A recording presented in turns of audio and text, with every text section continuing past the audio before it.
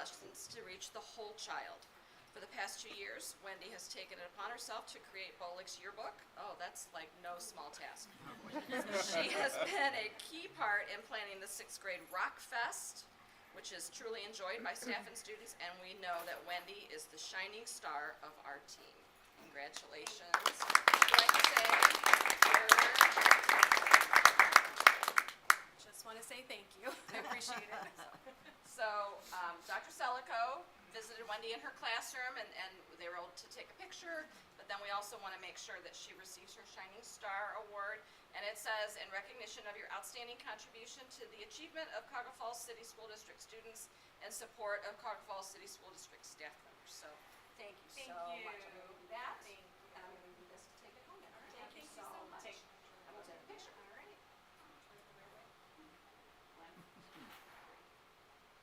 Thank you.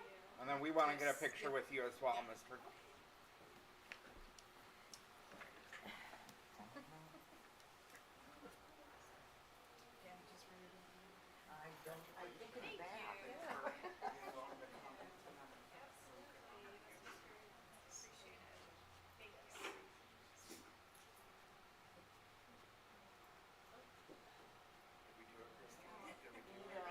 Except for the head honcho. She's not in a window. We're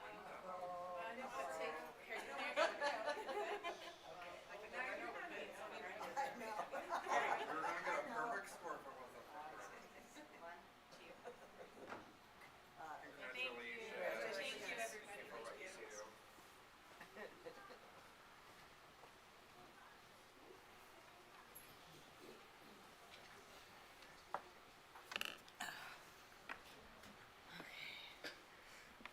Presentation number 2 is our Friend of Education Award.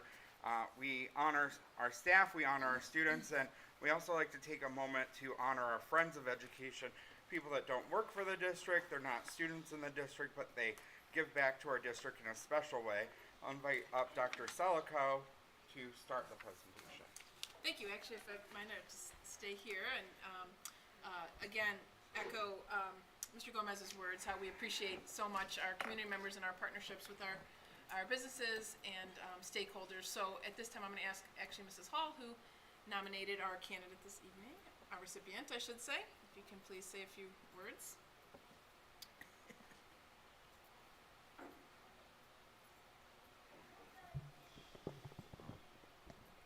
Well, I would like to invite Mr. Richard Barong to the podium, please.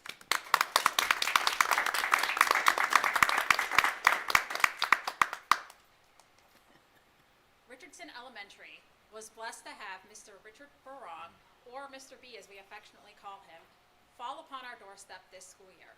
Mr. Barong volunteers daily at Richardson. He spends the entire school day with us. He walks to and from Richardson daily and is there from the time we start to the time we end every day. He provides small group intervention and enrichment opportunities to students throughout the building. He even buys school lunch daily and eats with our students. Mr. Barong recognizes students for showing Black Tiger pride by making them balloon animals. Mr. Barong embodies a culture of caring attitude. His whatever it takes attitude is a positive asset to our school community. He goes above and beyond daily to support students and teachers alike. He provides individual and small groups of students with intervention and enrichment to help them reach their full potential. He even comes to every after-school and evening event. Mr. Barong establishes positive, caring relationships with our students, giving them one more adult rooting for them. Recently, Mr. Barong recognized that we have a shortage of substitute teachers and took it upon himself to fill out a sub-application so he could assist if needed. He knew, because he worked in the college sector for so long, that we just can't put a volunteer in the classroom, so he came up to me and he's like, I just hope it's okay. I filled out a sub-application and I'm there if you need me. I don't want to take pay away from anyone, but if you want me in a classroom and you want me to cover students, I'm going to get that so that I can help you, which is awesome in this day and age. Yes. He only wants to help and make sure that our students are receiving their best every day. Mr. Barong is truly a fine example of a Black Tiger, and And he was even sharing with me that after he left Richardson today, he was entertaining all the neighbor kids. Some of them I think are here right now by flying kites with them, and he interacts with the neighbor kids, and he helps them make movies so that they can see things. So he's just truly, and I don't know if you can tell, but for years Mr. Barong was the Santa on the Polar Express. And so, you know, I think he is our new Santa because he truly embodies everything that I know of Santa being, and he he truly has that, and it's pretty awesome to have him in our presence. So we would like to present you with the Friend of Education Award.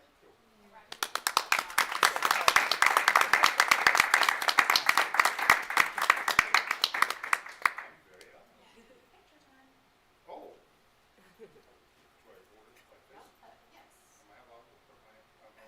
You can do that.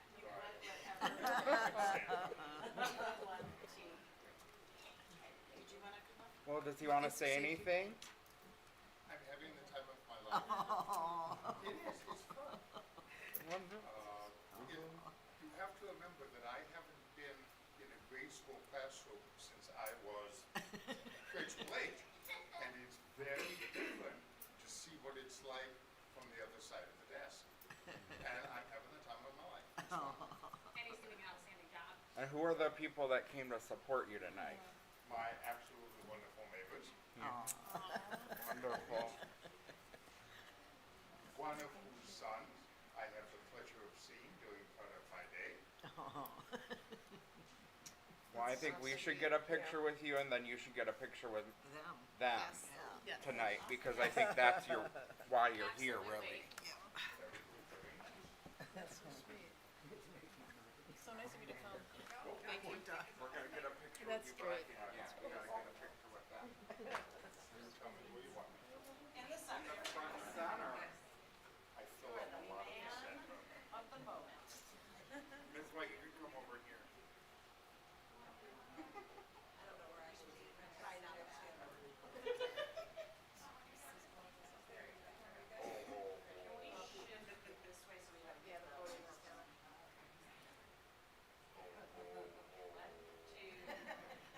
Okay. All right, one more picture here for all the They came to take the time out, we gotta get a picture with them. That's fun.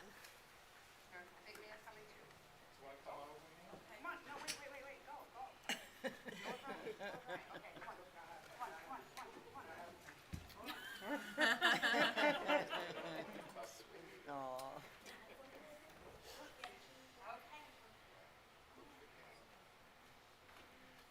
Okay.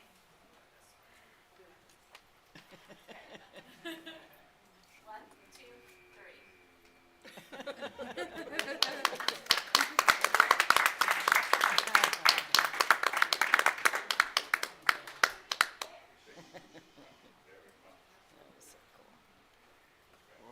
That's what it's about. Yep.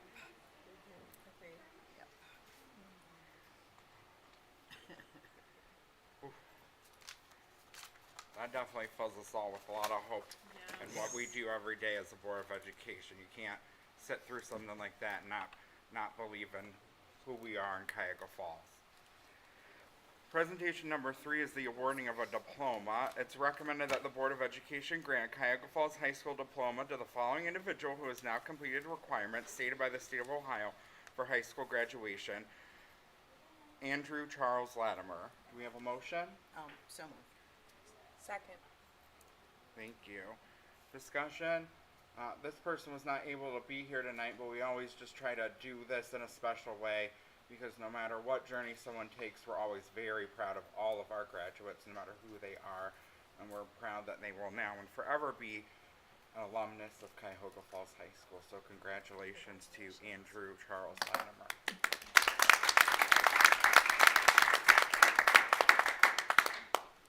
Okay, please call the roll. Mr. Gomez? Aye. Ms. Schaefer? Aye. Ms. White? Aye. Ms. Coco? Aye. Thank you. And number 4, we have a special presentation for Mr. Hutch and Dr. Salco. Thank you. I am going to go over here for the next couple of items, if you don't mind. Good evening. Thank you for being here. My name is Andrea Salco, Superintendent, and we have a couple of presentations for you this evening, so I'm going to stay over here and Ryan's jumping the gun already. He's already on his way up. How do you know I'm not going to go out of order and maybe? Because you're a rule Try follower, you do the right thing. That's right. All right, so this evening I would, come on Ryan, you can come on up. I'd like to call Ryan Hutch forward. I'm going to read you a little bit about a certification that Ryan obtained and we're just really proud of, and it's not an easy feat, and so we wanted to provide him with some recognition tonight. So he received a CETL, right? Yes. Technology Leader certification. So I'm going to tell you what that exactly stands for. Because in his world, he's a tech guy, and so a lot of times he talks to me, and a lot of it's a foreign language, and so I have to say, Ryan, give it to me in layman's terms. So he did. He wrote this out for me. Well, I think. So CETL stands for Certified Education Technology Leader and represents the highest standards of excellence in the education technology industry. The CETL certification eligibility requires exam topics, and recertification requirements are based on the framework of essential skills of the K-12 CTO, Chief Technology Officer, representing the competencies critical to today's education technology leaders. The framework, which was created and is kept up to date by 2 volunteer panels of education technology leaders, is divided into 3 primary areas. They are leadership and vision, understanding the educational environment, and managing technology and support resources. The CETL program is the only accredited practice-based certification program available to education technology leaders that bridges technical knowledge, understanding of the education environment, leadership and vision, and the management of technology and support resources needed to integrate technology across the curriculum to advance student outcomes. The CETL credential is a true measure of today's education technology leaders, identifying those who have mastered the framework skills and knowledge needed to bring 21st century skills to schools. So we'd like to congratulate Ryan on his accomplishment.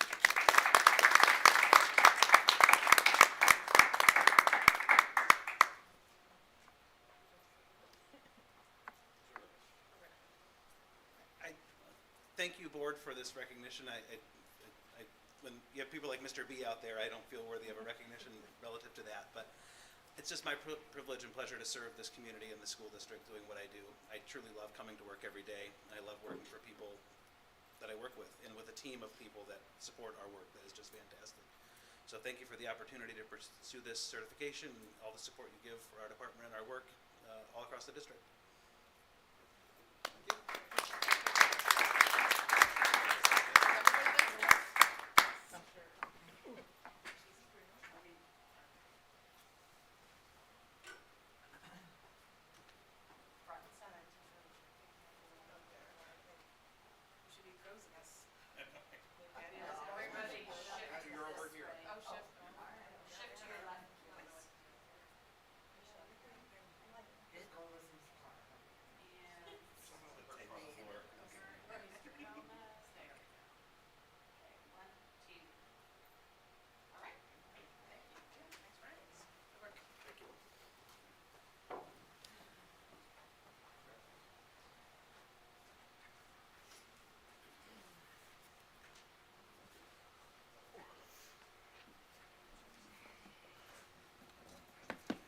Presentation number 5 is a strategic plan goal monitoring on the safety and wellness group. It's our second of 4 of our board monitoring sessions of the strategic plan work groups, and so I will turn it over to Dr. Selko.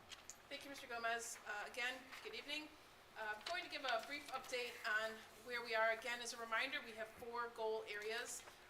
Last month we presented on our work with DEI and communications, and this month I'll be presenting on the Safety and Wellness Committee update. And Mr. Bagatti, who heads this area, one of the co-facilitators, is not here this evening, but Mrs. Merkel is here because she too works with Joe on this goal. So, Ryan, will you be moving us through? Okay, thank you. All right, so just again as a reminder, we have an advisory committee, and those people that you see on the screen are as considered our advisory committee group that makes some of the decisions. And followed by our subcommittee, we have 2 areas in which we divided, one being more around the operations, the safety, security aspect, and the other one being around well-being and mental health, etc. So the first group, here are some of our subcommittee members. You may recognize some of the names. This is a blend of both staff members and community members. So we have a nice representation. I was able to go to one of the meetings and meet some of the folks, which, again, really appreciative. Some of them volunteered. You can go forward to be on 2 of those committees. So our next one is our wellness portion, subcommittee members. When you say operations, is that the safety? It's Is that what- operations and safety, the safety and security side of Okay. things. Yes, as opposed to then the wellness piece. So there, again, are some members of the committee. And just, again, before I even go any further, I would like to thank those people who are giving of their time and really committed to this, and they were really energized around this topic. Our first portion around the safety and wellness is our district goals. So as a reminder of those of you who this may be new to, our goals are intertwined with the district's work and the board's goal. The board provides us direction and what they want to see, and we execute it, and we also, in tandem with the direction that the board has given us, we have come up with a district goal as well. But around safety and wellness, the board, as you see there, are striving, they aspire and expect us to provide a welcoming environment that ensures the physical and social well-being needs of every student and staff member, making sure that those needs are met. Notice we didn't just say staff, it's a community, it's everyone. And our district committee goal then is, again, similar in that it will implement both proactive measures and reactive strategies to increase the physical and psychological safety of students and staff. So again, our portion, again, fitting in, doing the things to make sure that we are providing a welcoming environment for all.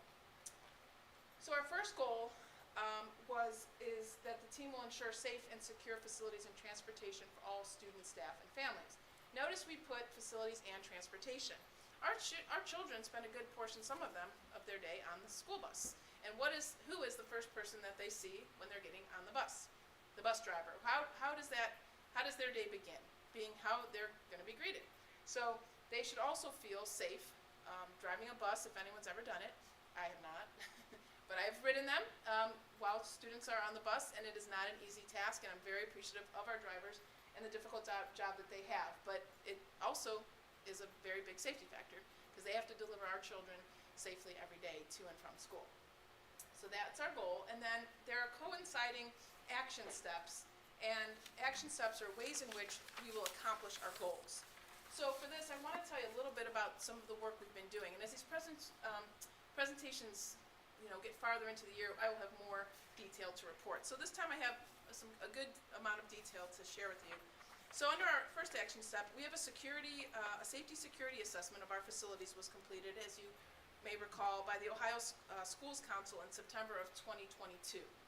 From there, we have continued to take on some of those recommendations and the work, and without going into specifics, addressing some of our things, our equipment that may have been broken, needed to be replaced. So we've been working on those to create a safer atmosphere for our students. And for the public's purpose, we don't necessarily go into detail just because that is a vulnerability to the district and being very specific in the things that we've been doing. So I avoid some of that. The board will, of course, be provided with those details, but just to keep our children safe, I would rather refrain from all those little details. But since July of 2022, we have completed 151 work orders for the repair or replacement of these items. We are also installing new LED outdoor lighting in all of our facilities to aid, also will help in security, and we're about 75% complete on that project. We also have done Stop the Bleed training, which has happened for the transportation department, food service, custodians, cleaners, and the maintenance department. And we also had active shooter training has taken place in all of our schools, and the Cuyahoga Falls City Police Department conducted those trainings for us, so we're really grateful for that partnership. They're great partners in this.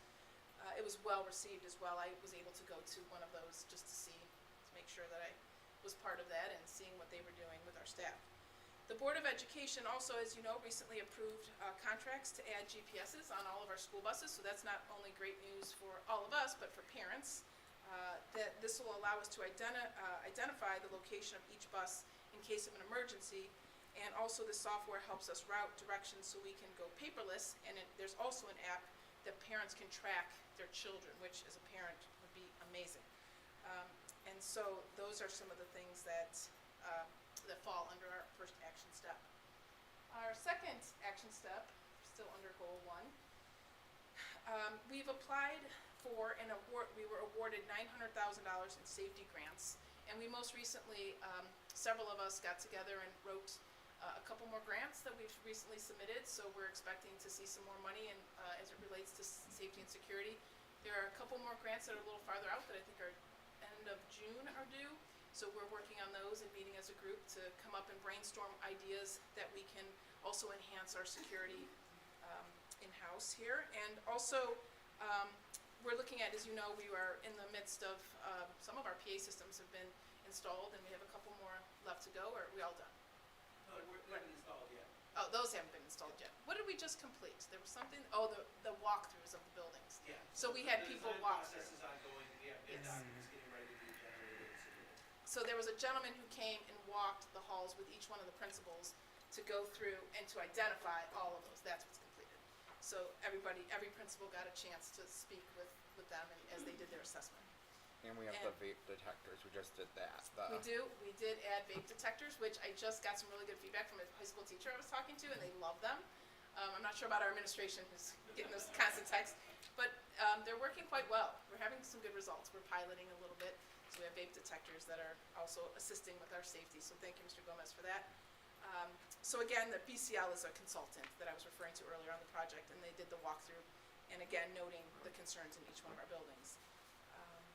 And then, yes, all elementaries, as I mentioned, will receive PA systems, and also upgrading of our security cameras. We have good security as it relates to cameras, but surveillance is always, there's always better out there, and it keeps evolving. So we're gonna keep up to date with that and add some more. Also, always looking at exterior door accesses, controls, all of that. So we're still evaluating all of those areas. All right, goal 2. So, the SAVES Act, I think I mentioned this previously. There are, House Bill 123 requires school districts to create a threat assessment team, and there's a lot of things that fall under this SAVES Act. It's keeping students safe, essentially, that came out of from our legislators. And in each building, so as I mentioned, we have to have a threat assessment team for each school building in the district that serves grades 6 through 12 by March 23, 2023. You see that date has already passed. But Ms. Merkel has taken that on, and those are submitted, and we are all in compliance. And we didn't stop at 612, because as we unfortunately know, intruders don't just discriminate and say, well, I'm just gonna go to 612 building. We know that all of our children are vulnerable, as is our staff, and so therefore, all of our buildings have been trained, or each member of our team by the end of the year, everybody will have gone through that CTAG training. And each building, as I mentioned, must provide completion of the training in our emergency plan, and we must submit that to the Director of Public Safety. And they also ask that they're multidisciplinary, so meaning that they want school administrators, mental health professionals, school resource, and other personnel. So we are rolling with that.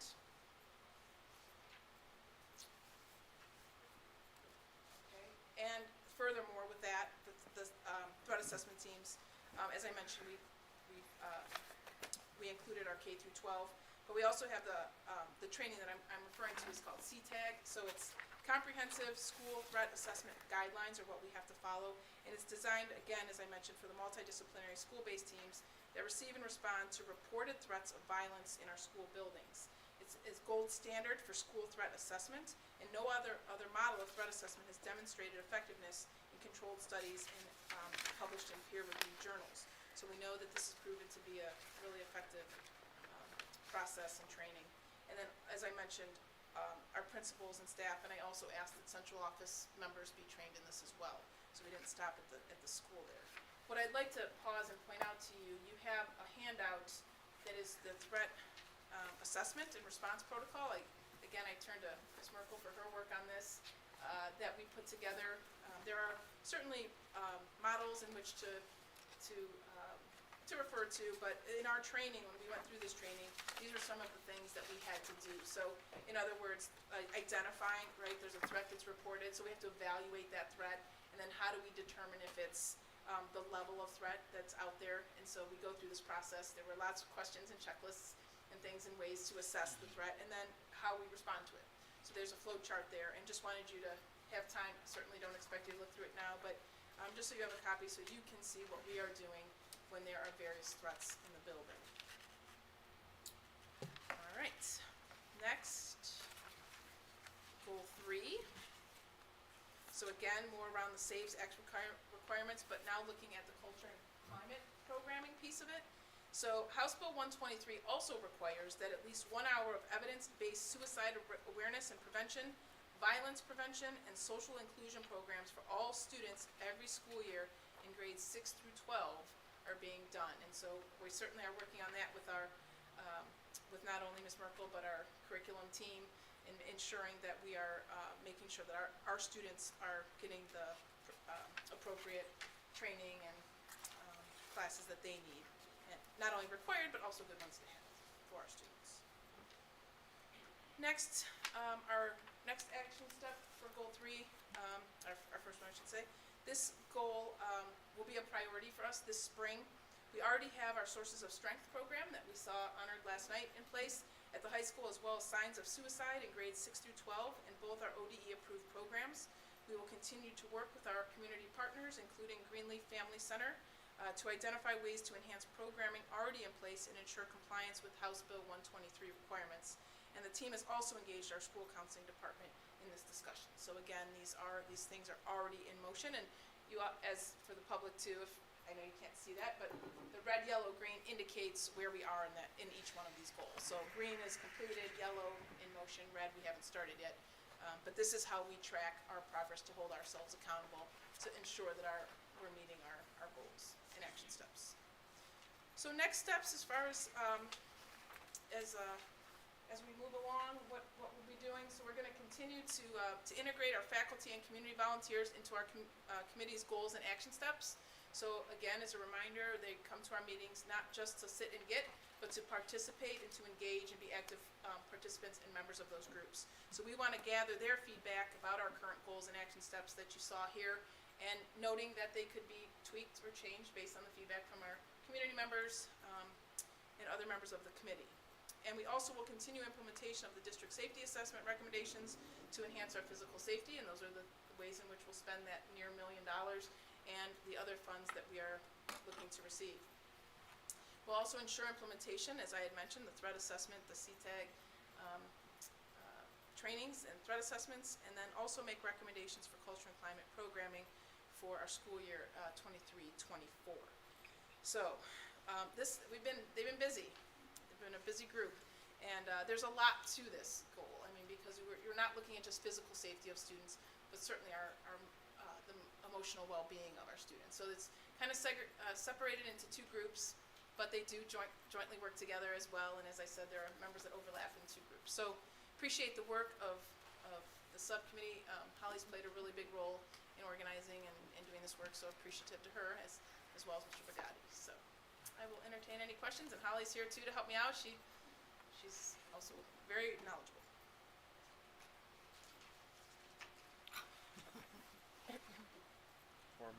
I don't have a question, but I wanted to say thank you for the hard work on the grant writing specifically to seek out and then I know grant writing, I've done it before, it's a lot of work. So thank you to give us the most that we can have for our students to keep them safe. Thank you. It's been a team effort, so I thank everybody that's helped me out with that. And I think it's good that we're kind of going through each of these groups now, because then in the fall when we kind of revisit these, it'll be interesting to see what the new focus is, because a lot of these 4 groups, a lot of the work is getting done, so it'll be interesting to see what the new focus is, and especially with the feedback from the staff and community members as well, what direction they want to take in the new year. So that'll be very interesting as well. But my questions are more on the wellness side of things, because we know from, twice a year Ms. Merkel comes and gives us these updates, and we always want more because we get really excited about that. And there's so much work going on throughout our district in terms of student wellness, and this was probably a lot of work for you, so I want to appreciate that. But even still, such a small piece of everything that you're doing. And so in what ways are we helping like these wellness subcommittee members understand all of the ways in which we are embracing wellness for our students, because obviously these are people that are passionate about Yeah, that sure. topic. If you wanna comment, why don't you come up forward? Just because it won't record you. I know you love otherwise. this, Miss Merkel, come on up. Just because it won't record you, and Mr. Harris is trying to listen in from home, so. Just for Mr. And I know other community members might be as well, so. 2 nights in a row that you get to be in a microphone in front of others. So great question. We just had one meeting with our community and staff members so far, and that was really just kind of educating them about our committee and then having them pick a subcommittee. So that our next wellness subcommittee is tomorrow, and we were just talking today and kind of planning and really decided this next meeting is going to be just what you said, educating them Okay. about everything that's kind of going on, and particularly regarding the SAVES Act, because a lot of our goals Yeah. and action steps revolved around that this year. So really, before we can move forward with involving them, I think we as a Yeah. team felt like we need to sort of educate them on what's going on and what we have in place, so they can help us identify gaps and things like that. Awesome. Does that answer your Yeah, question? and I really appreciate it, because I think there is so much really good work going on that I think these people, obviously, if they have a passion, they want to give of their time in that way, are going to be really excited to hear about it. But at the same time, if they're passionate about it, perhaps they know of something that we don't know of, or a gap, or it helps them, and that just helps us in that way, like you said. So Yeah. thank you for that. I Yeah, appreciate that. absolutely. And then the other question I have is, in our Board of Education goal, we talked, and it's in the district committee goal, we talked about physical and social well-being needs of every student and staff. So obviously the safety side, anything that we do to make our buildings safer is making our buildings safer for anyone who's in them, that's students and staff. But a lot of our wellness initiatives that we've implemented have been directed at students. Are there things on the horizon to either assess staff social emotional well-being related to work, or that, because that was part of we made a point to include that, the committee made a point to include that. I don't want us to just have that as a word in there and not it be part of the work. Absolutely, and that's a very good point. I'm glad that you mentioned that. We've had conversations, because we certainly know that educators in general, no matter what your role is in this district, is difficult. We are faced with so many different things coming at us, and we're very sensitive to the fact that our staff have needs as well. And we've had a lot of conversations about that. Not a solid plan particularly. We do have an EAP that we want to really encourage our folks to take advantage of. And we were just having a conversation about that we were just talking about, I said, how many of our folks are actually using it? It's not used as much as we would like it to be. And so what ways can we advertise? Because there are resources for counseling, for mental health, for finance, like whatever your challenge is, we have that, and we just need to do a better job of, frankly, getting that out there. And other ways in which we can recognize and help. So we know that that's a need, and if you have other ideas you want to share, please feel free. Yep. Yeah, so that's been an interesting ongoing conversation since my position was created, like what's HR versus what falls under wellness and success. I think at this point it's sort of landed under HR, but we've had this ongoing conversation about adult SEL, which we were planning for DLT this morning. There was a group of us meeting planning, and we went back to, we have to start with adult SEL. We've pushed so much student social emotional well-being, but what we're finding more and more through the literature and research is that if we don't start with adult SEL and just jump to the student SEL, we're missing a really important piece. So we revisited that conversation just this morning about how do we come back to really addressing the well-being of our staff and do it under that umbrella. Yeah, because I do think there are small ways. Obviously, I don't know every staff member personally or their situation, nor would I speak on it at a board meeting if I did. But, just like, so many of our educators check in with their kids every day and ask them how they're doing, or ask them to gauge where they're at. Are there ways that we can check in with them? Just little things that we either ask them to do, or in small ways that they're doing for our kids. As adults, we need that too. So I just want to make sure that we don't lose. I don't want it to just become a word in this goal, I just want to make sure that we always have that as part of the conversation because it is It's important. good feedback to take back to your group. Yep, definitely.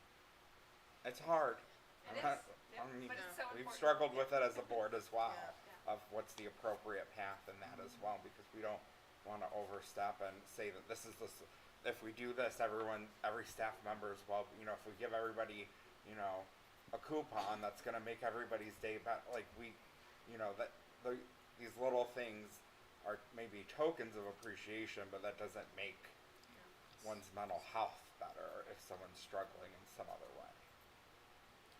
That's a great segue for what I want to do next, but I also will put it on hold if you have other questions. I didn't know if you had one, Ms. Coco. Did you? Anything? No. Okay. Thank you, Holly. If I may, I have a great segue. So, Mr. Gomez, you said something. Thank you. Yeah. You said that we check in with children all the time. We don't check in with adults. And I think I'm going off script a little bit, and I hope you don't mind. But we were here to introduce Mr. Kenneth Elder is here to be introduced this evening, and you gave me a great segue because, as a superintendent, you know, you don't have a lot of people in which you can confide in, talk to, and you're, you know, going through COVID was a really, really tough time. And, you know, there's a lot of stress on everyone. And so, as superintendent and administrators in general, you're always worrying about everybody else. But you don't, like, take a time out to say, how are you? How am I doing today? How is my team doing? How are my administrators doing? They're not supermen and superwomen, right? So, and with superpowers. So to check in with them. But Mr. Elder, who's here this evening, that I'm actually, we board approved last time as our Director of Student Services. He will be joining our group. Mr. Elder was that one person who would come to me, and like I'd be in the midst of things, and he would like stop me and say, how are you doing? He would be the person who would always come to me and say, well, how are you doing? And I always just appreciated that because, you know, you just go, and you don't have time to emote. You emote later or in the evenings or whenever you're alone. But he would always ask me that, so I just appreciate that. So I thought it was a very good segue. But he is here this evening, and his background is social work. So, yes, I knew Holly would be excited when I made the recommendation and the board approved him. I went to Holly right away and said, he's got a social work background. I think you're going to like this guy. But in addition to social work, he also was a school administrator, a principal, assistant principal, and he was a director of student services in Bedford with me, and was so happy that he decided to come to us this evening. So I wanted you to have an opportunity to meet him, and Mr. Elder, if you'd like to say anything, is that okay, Mr. Gomez, if we do this now? Yeah. Okay, so if you want to say a few words, and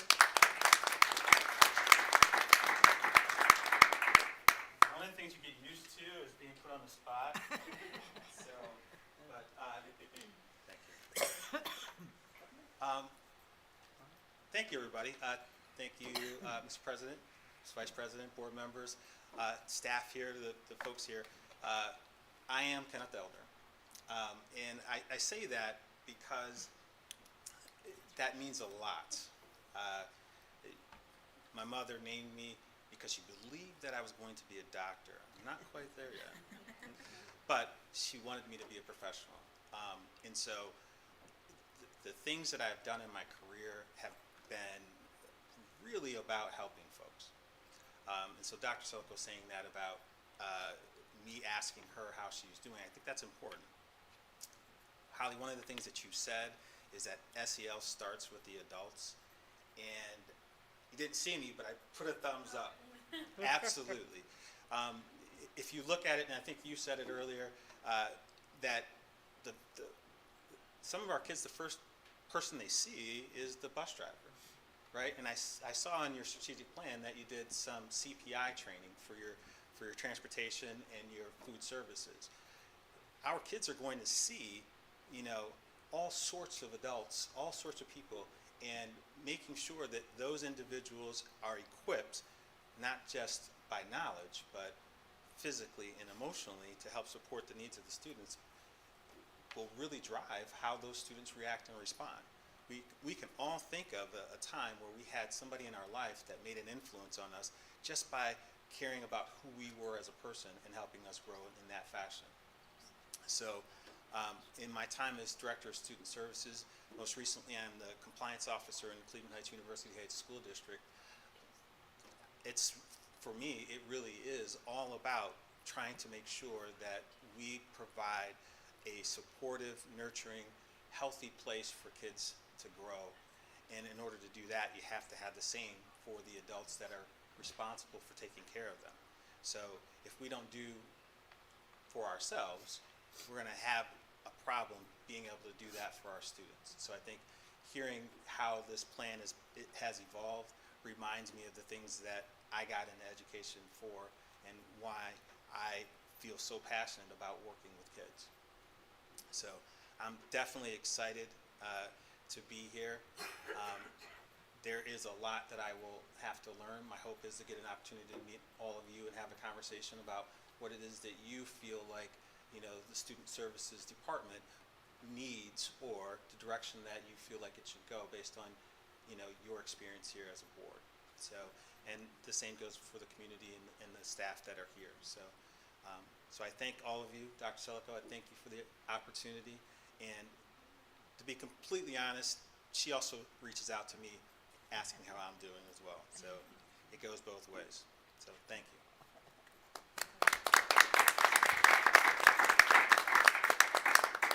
I don't know if she told you this in the interview process, but there's a part of your job description that says that one of your responsibilities is family engagement, and that's like our number one passion as a Board of Education that we bother her at, if not every day, every other day about. So we've got high hopes, and Ms. Stewart's very excited to have another person whose job description includes family engagement. Trust me, she's very excited about that as well, because she could use the help. It's a lot for one person.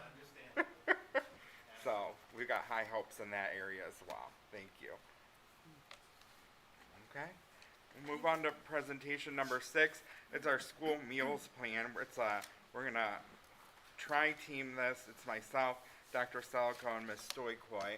I'm gonna lead it off. So this is coming out of a policy regulation that we approved at the behest of our administration after several months of discussion and explanation and a lot of questions from the Board of Education. And then unfortunately what happened is that between our last meeting, we usually meet every 2 weeks as a Board of Education. It just so happened that the way March fell, we had 3 weeks. So this is our first time meeting since this all happened. And there's been a lot said in the media, a lot said about what we did, but as a Board of Education, we wanted to take a moment to explain what our intentions were and what we thought we were doing when we approved this policy. And then Dr. Selico and Ms. Stoikoi are going to follow up from there. So originally, we were not very supportive of this whole idea to begin with, and our administration was very aware of that. And so we gave them the opportunity to come to a board meeting and present. All of us asked a lot of questions. And we got to a place with the policy where our understanding of the policy was that the policy would be impacting people in 2 categories. The first category would be people that needed help but were not reaching out to us about their need for help.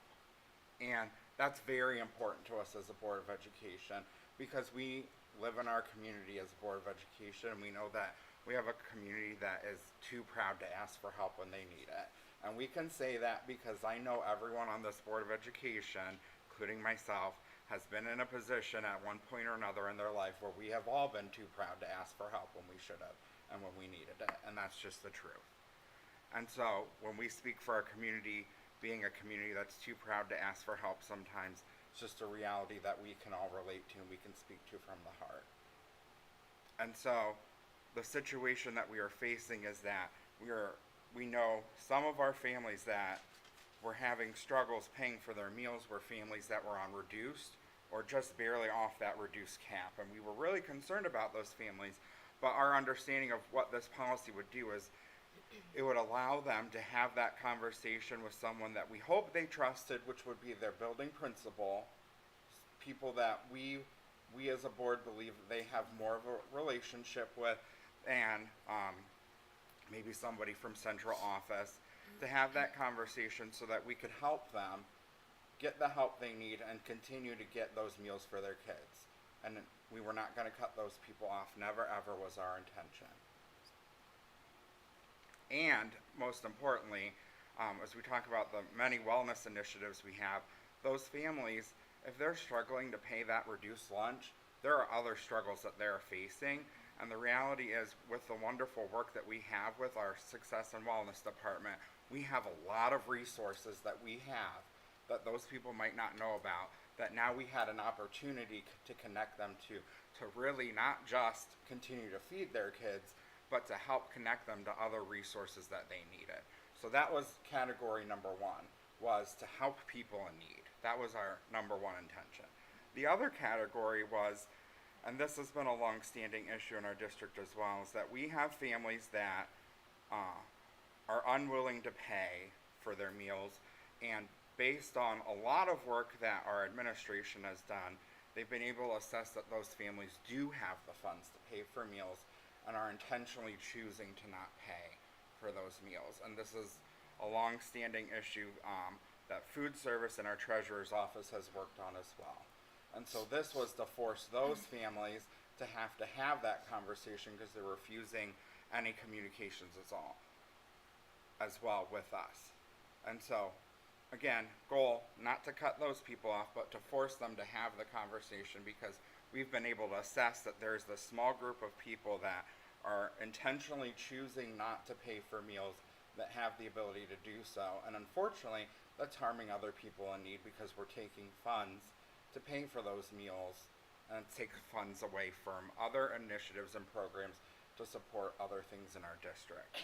So those were the two intentions that we left that meeting that we had our conversation with, and then the policy committee came up with a policy with the intention of that being the reality. And everybody on the board felt comfortable moving forward with a policy because we thought that was our intention. And speaking with our administrators, they felt that that was the intention as well. Unfortunately, what happened, and I'm not placing blame on anyone because I don't really know where the breakdown occurred, but the way it then was communicated to our families was not that. And that's what's caused a lot of strife to our families. And it's been very difficult for us as a Board of Education, because the idea that any family in our district thought for a moment that their child was not going to be fed was devastating to all of us up here on the Board of Education, because that was never our intention. And the idea that it caused strife or discomfort to our families thinking that that was what we were voting to do has been very challenging for us over the last 3 weeks. So we wanted to say that. We wanted to say what our intentions were. We could not speak to each other about the policy itself, because the policy is a board action, and we can only speak about board actions at board meetings. So we have not met in 3 weeks. We're going to speak at the end of the meeting tonight. We have a proposal to possibly rescind the regulation. That doesn't mean that we will. It means that there's a proposal, and we'll discuss that further later tonight. But what we're doing right now is a presentation about what we're going to do between today and the end of this school year in terms of feeding our kids in our school district. But we wanted to start that off by talking about what our intentions were and just in general about the communication. And I think I spoke on behalf of the Board of Education and speaking for that. And so with that, I'll turn it over to Dr. Selko and Ms. Stoikoi to speak about what we're going to do to make sure our kids get fed for the rest of the year. Thank you. I'm gonna open this up. So first off, I could echo all of what Mr. Gomez says, and it won't do me any good to just repeat it again. But know that first, I want to apologize, because the superintendent of schools, it's my job to make sure that the messaging that goes out is accurate and describes the intent of what we truly are trying to accomplish. And I would say, based on the ensuing publicity and attention that this has drawn, that clearly we didn't do our job well enough. And so for that, I apologize. I apologize to the board for the stress and as you use the word, discomfort. I know that this board is nothing but well-intended for our children and families, and I know that this caused them a lot of heartache and stress and probably sleepless nights. And I can understand why, now that we've seen the way things have really played out, and it never was the intention for any child in this district to go unfed. Not from my chair, nor from the 5 chairs to my left. That was never going to be the case. And whatever our messaging was, it certainly fell short in communicating that. So I want to open up by acknowledging, apologizing, and certainly saying that we are going to do better, and that when we create policies or regulations that we recommend to the board, that we do a better job of vetting that and making sure that they're thoroughly followed through with. So again, my apologies to all of you. We're going to do better. And as a result, from all of that, we truly want to move forward in what we are doing. And so want to just clearly articulate that this evening. So the bottom line is, first off, I just want to say that I have been so moved by the support of this community. I have taken numerous emails and phone calls and actually personal visits of people coming to see me directly to say, how can I help? And really coming from a great place, very heartfelt, really feeling the pain of our families and the messaging that had gone out through the news. And so I want to personally thank all those folks, and I know they're not necessarily listening this evening, but I really am touched. I've been to several districts and I've never seen anything like this, the rallying of support. So thank you to all of those folks who are trying to find a way to help us make this happen for our children by really giving donations, frankly, at the end of the day. So what we are going to do moving forward, our plan to ensure that every student is going to eat. I want to reiterate that our proposal is that every child will be fed, and we would use those donations to ensure they are fed. But there are some caveats, and there are some laws that are involved in this that prohibit us from doing what most people think was just a simple solution. I've had many people just approach and say, well, here, I want to put $100 or $1,000, here, just put it towards a student's balance. And we're not allowed to legally do that. And Ms. Stoikoy is, I'm going to defer her because she will be able to explain that much better. So in order for us to use the donations, we have to do a few things in order to make that happen. And again, she'll explain that. But one of those things is to create a referral system that identifies students in need that have the delinquent debt. So what Mr. Gomez was saying, and it's unfortunate, but from what I'm hearing from and I have every reason to believe from our Treasurer's Department and from our principals, that unfortunately families are just refusing to pay, and they tell us such. And so that unfortunately has impacted and got us to this point, which none of us wanted to be at. We never wanted to have to make this recommendation to the board and let alone have it approved. So, as a result of this debt really accruing, it was, we kept putting it off, and Mr. Gomez is right. I can't tell you how many hours I have spent, never so many, talking to a food service supervisor and administration and our team and principals, trying to just brainstorm and come up with the best solution that we can for our families. And again, from day one when I entered this district, one of the first questions I ask when I enter is, what do we do for children that don't have money to eat?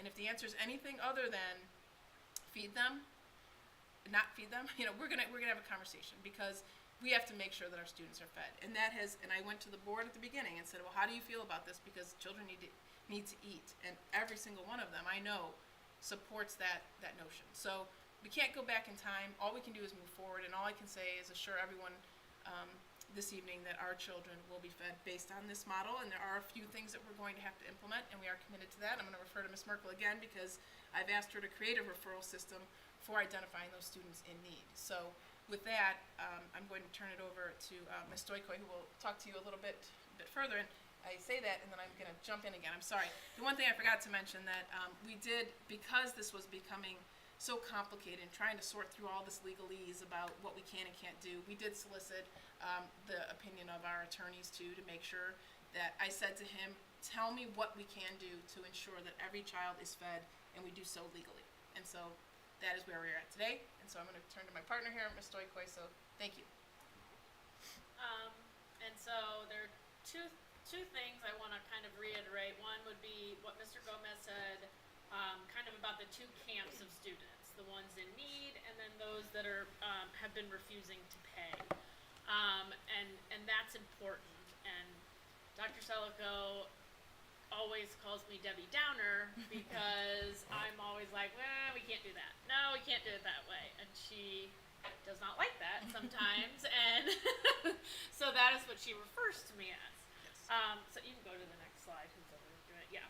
So one of the reasons is that the majority of the money in our food service fund, which is kept separate from everything else. So the food service by itself, operation is kept separate from any of our other monies. The majority of that revenue is from the federal government, which is from the reimbursed portion of the meals. So those federal dollars work similar, kind of like federal grants, which have a lot of different regulations that we have to follow to ensure that we're spending that under the guidelines that they have set. So that is the reason why we can't necessarily just say we're gonna wipe everybody's debt with these donations. And they require a few different things, and this is the USDA. So when our collection efforts for that delinquent debt, and in this case delinquent debt would be those students that have negative lunch balances. When those become ineffective, the debt has to be reclassified as bad debt. And this is not just like us saying it, like there has to be a process, there has to be record keeping that follows record retention schedules and everything, which previously was not in place. We didn't have a referral system, we didn't have those things. So it's up to us to determine if it's uncollectible or not uncollectible, which leads us back to those two groups that we have. So obviously our children in need are the ones where we're going to determine that delinquent debt would be reclassified as bad debt. We are not going to be able to collect on that because of a family situation. So we are allowed to use alternative funding sources to offset costs for those students that we reclassify as bad debt. However, it has to be absorbed using non-federal funds. So we can't use money that we're getting reimbursed from the federal government to cover those costs. So one allowable source of those non-federal funds are local contributions, which are provided by community organizations or individuals, which we've had an outpouring of over the past month, I would say. And so when you do that, though, again, you have to have these procedures in place and have a standard practice for that distribution of who receives those funds. So I can't necessarily assume that just because a child isn't maybe negative too, that they don't also need help, that they're making those payments. And I do know of families like that have been on payment plans with us, and they religiously make their $12.50 payment every week. And I know it's a struggle for them, but they do it because they know that that's what their responsibility is. And so we can't assume that just because all these people are negative, they're all in need, and all the people that are not maybe aren't in need. And so using this referral process and the practice of reclassifying, we're able to ensure that those funds are shared equitably across not only all the schools, but children in need. But they do stress that, alternative funding options can help supplement those efforts, and it's wonderful that we have that right now. They do not view that as a long-term solution for schools when there is debt or bad debt that occurs. And so that's kind of the issue that we ran into. I can't just say, everyone with negative, okay, we're going to wipe you out now, and there's that donation, and we're good to go. There's really a lot of red tape involved in it. And if we were to be audited, and my department is audited every year by the state of Ohio, but there are certainly other audits that could be triggered from the federal government and other places. We had a food service audit from the state a couple years ago, and they're very in-depth, and they check all these things to make sure you have the proper record keeping and you're following your policies and your record retention. So, you want me to segue into the next? Sure. Okay. So another thing that has, in between the time, like Mr. Gomez said, of our last meeting and now, even since then, there's been a lot of things that have come through from our different organizations that are potentially really positive news for us going into next year. So there is a lot of talk at the state level and even at the federal level about universal lunches for all students, which is what we had during COVID that the federal government provided. So regardless of your poverty level or anything like that, everyone would have universal free lunch. And so there are many things being talked about by the state legislation. Right now they are in that budget process, that biennium budget process, which will begin July 1st of next year. So right now the governor has unveiled his budget. It is with the House. They are coming together with their version. Here it'll probably be out, I assume, in the next week or two, and then it'll go to the Senate, and then they'll come together to kind of a conference committee to make one budget that's acceptable. The other thing, and we just got this over the weekend, the USDA is proposing reducing guidelines for community eligibility provision from 40 to 25%. So there are two ways that someone can qualify for free or reduced meals. One is what's called direct certified, and that is those families that are eligible for SNAP, TANF, those things, and we get a file from the state. They do not have to fill out an application in order to receive their free meals. It automatically gets sent to us. They're classified as free. That is what's called direct certified. Previously, Medicaid was not one that was included in that, but starting next year it is going to be included. So if you're eligible for Medicaid services, you will also be direct certified. The community eligibility provision is that if the percentage of your direct certified students, and right now it currently sits at 40%, is greater than 40%, then everybody in the district qualifies for universal free lunch, whether you qualify by the guidelines or not. So districts like Akron have this. I know Ravenna has this, Ravenna City Schools. They have this in their districts. We do not qualify for that. We are not at that 40% threshold, although we are at the 40, a little over the 40% with both direct certified, and then there's the application side. So families that aren't qualifying for those benefits can fill out an application, with their income and number of people in their house, and be approved through the application process. Those two together, we are a little bit over 40% with free and reduced. But with just that direct certified, we are only at about 27%, which if they drop this to 25, then we will qualify for that universal free lunch next year. So that was a great, a promising email I got over the weekend.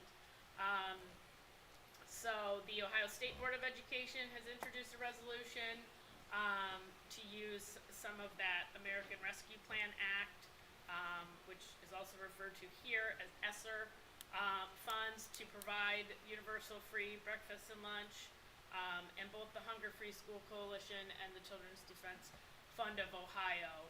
These groups are getting the attention of the governor. Chef Bill has gone down and with his fellow cohorts, and they have testified at the state level and at the federal level. They went to DC not that long ago.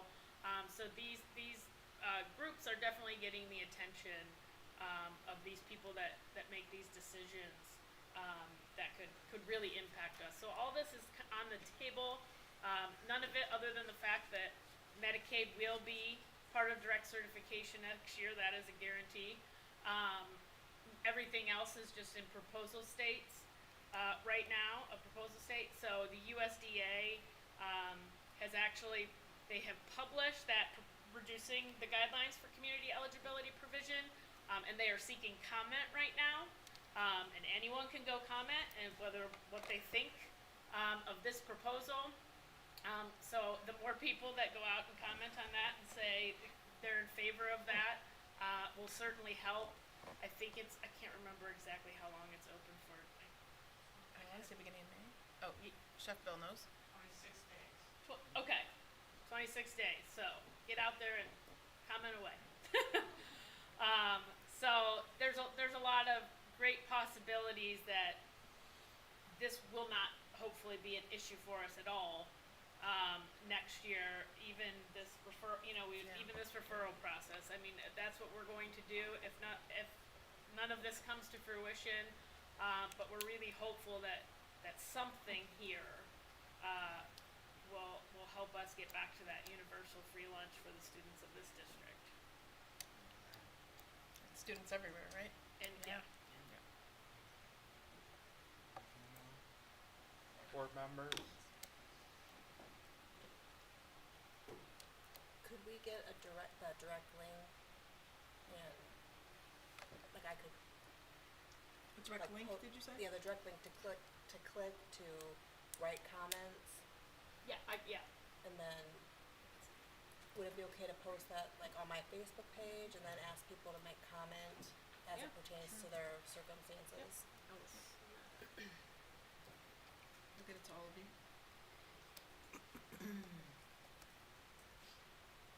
Just to be clear, based off of what the donations that we have that came in from our community, and thank you to our community again, we are confident that we can and will feed every child through the end of this school year, and that will buy us time over the summer to continue to advocate in hopes that one of these passes, and if not, to formulate a clear and cohesive plan for the coming school year. That's Correct? correct, yes. Thanks to Chef Bill for going to Columbus and speaking on this issue. We know that kids need to eat to learn.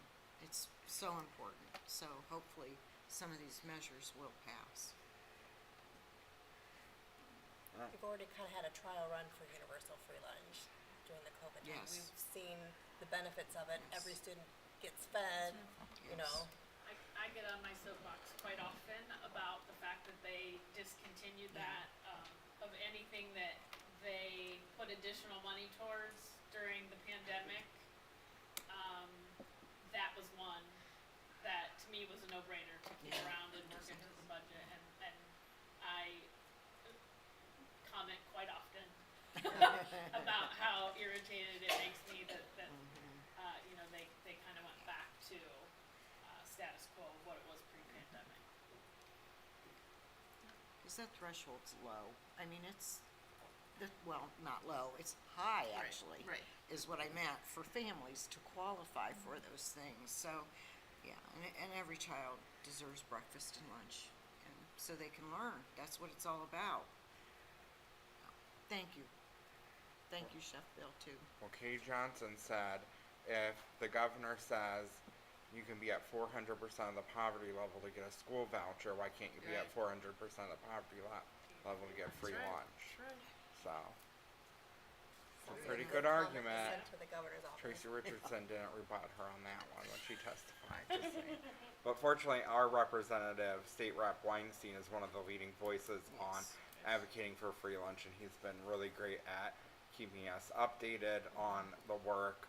And unless something's changed, which it very well could have, but as of last check-in with him, it was going to be included in the House version of the budget, so that's gonna be released next week, so we're hopeful it'll still be in there. No, there's no guarantee it still will be, but we'll certainly be checking to see if it's still in their version, so as to make it through the Senate, Conference Committee, and the Governor. But that's definitely a promising path. I'd also just like to thank Mrs. Schaefer over the past 3 weeks. She's been our board designee, working with the administration on this topic.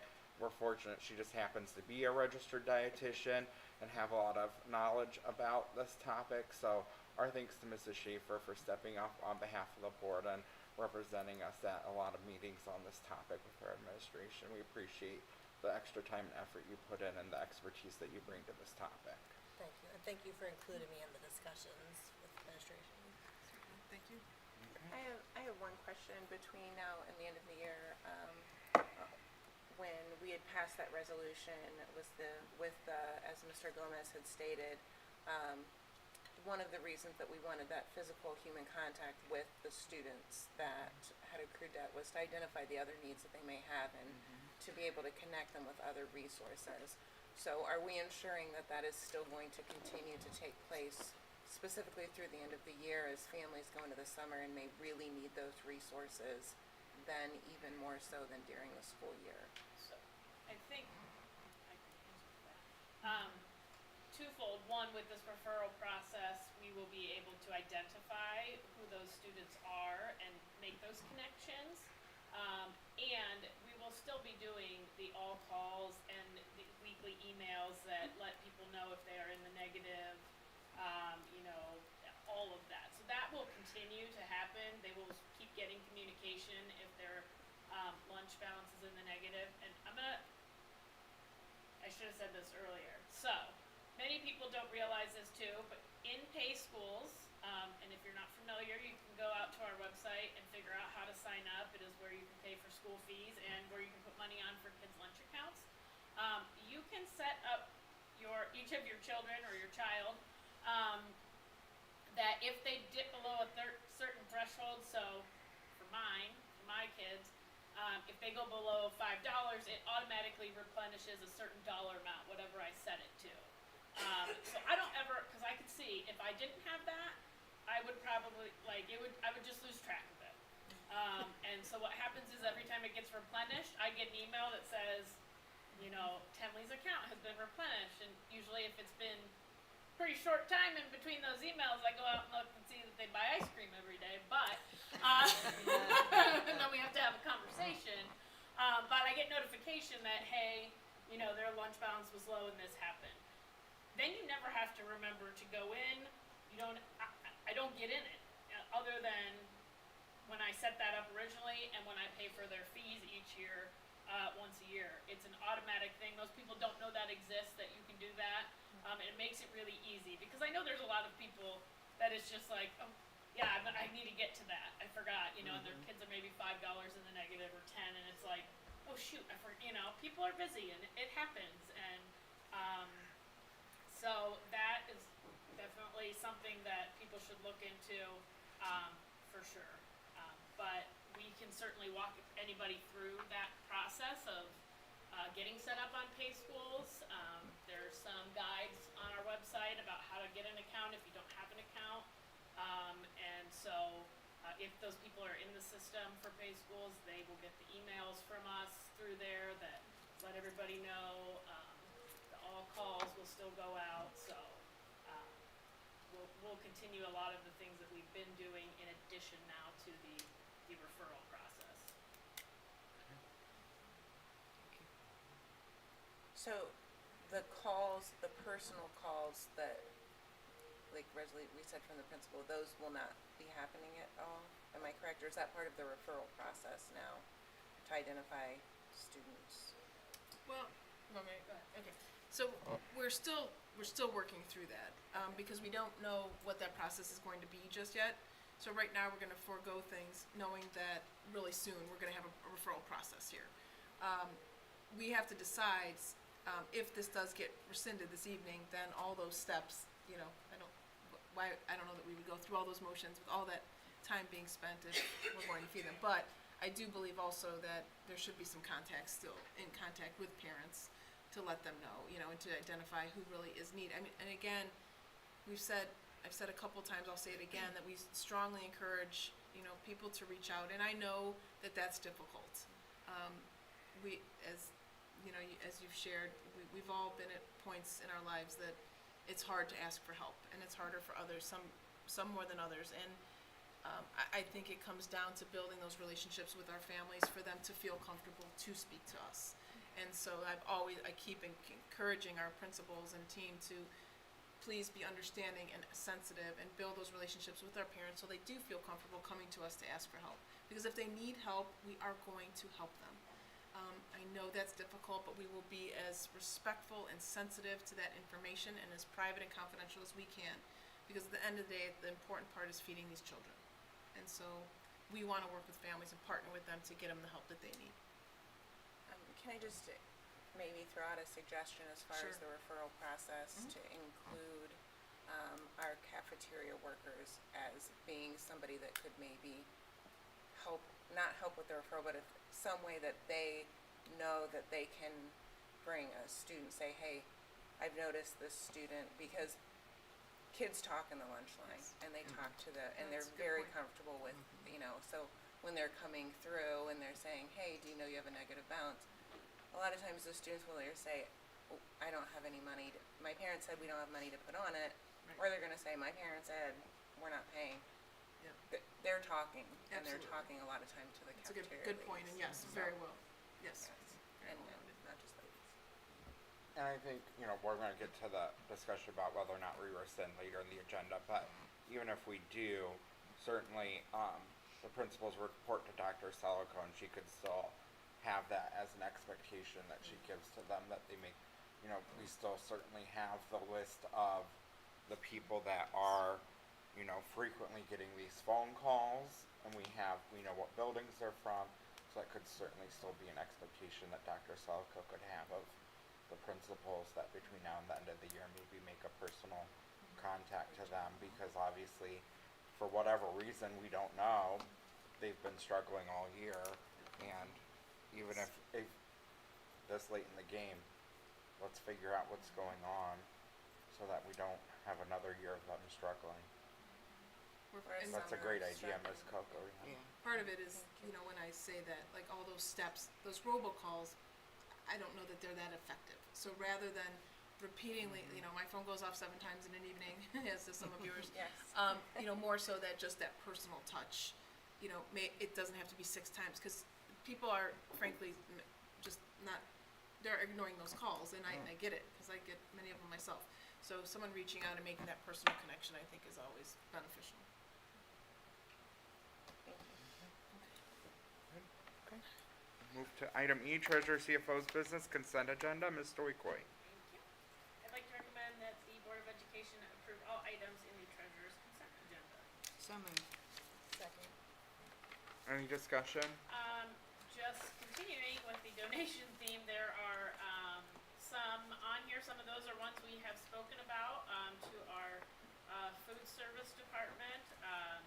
Mr. Hutch got a nice donation from Audio Technica, which is in, Stowe, amongst some other things for the different elementary, classes and, some business class at the high school.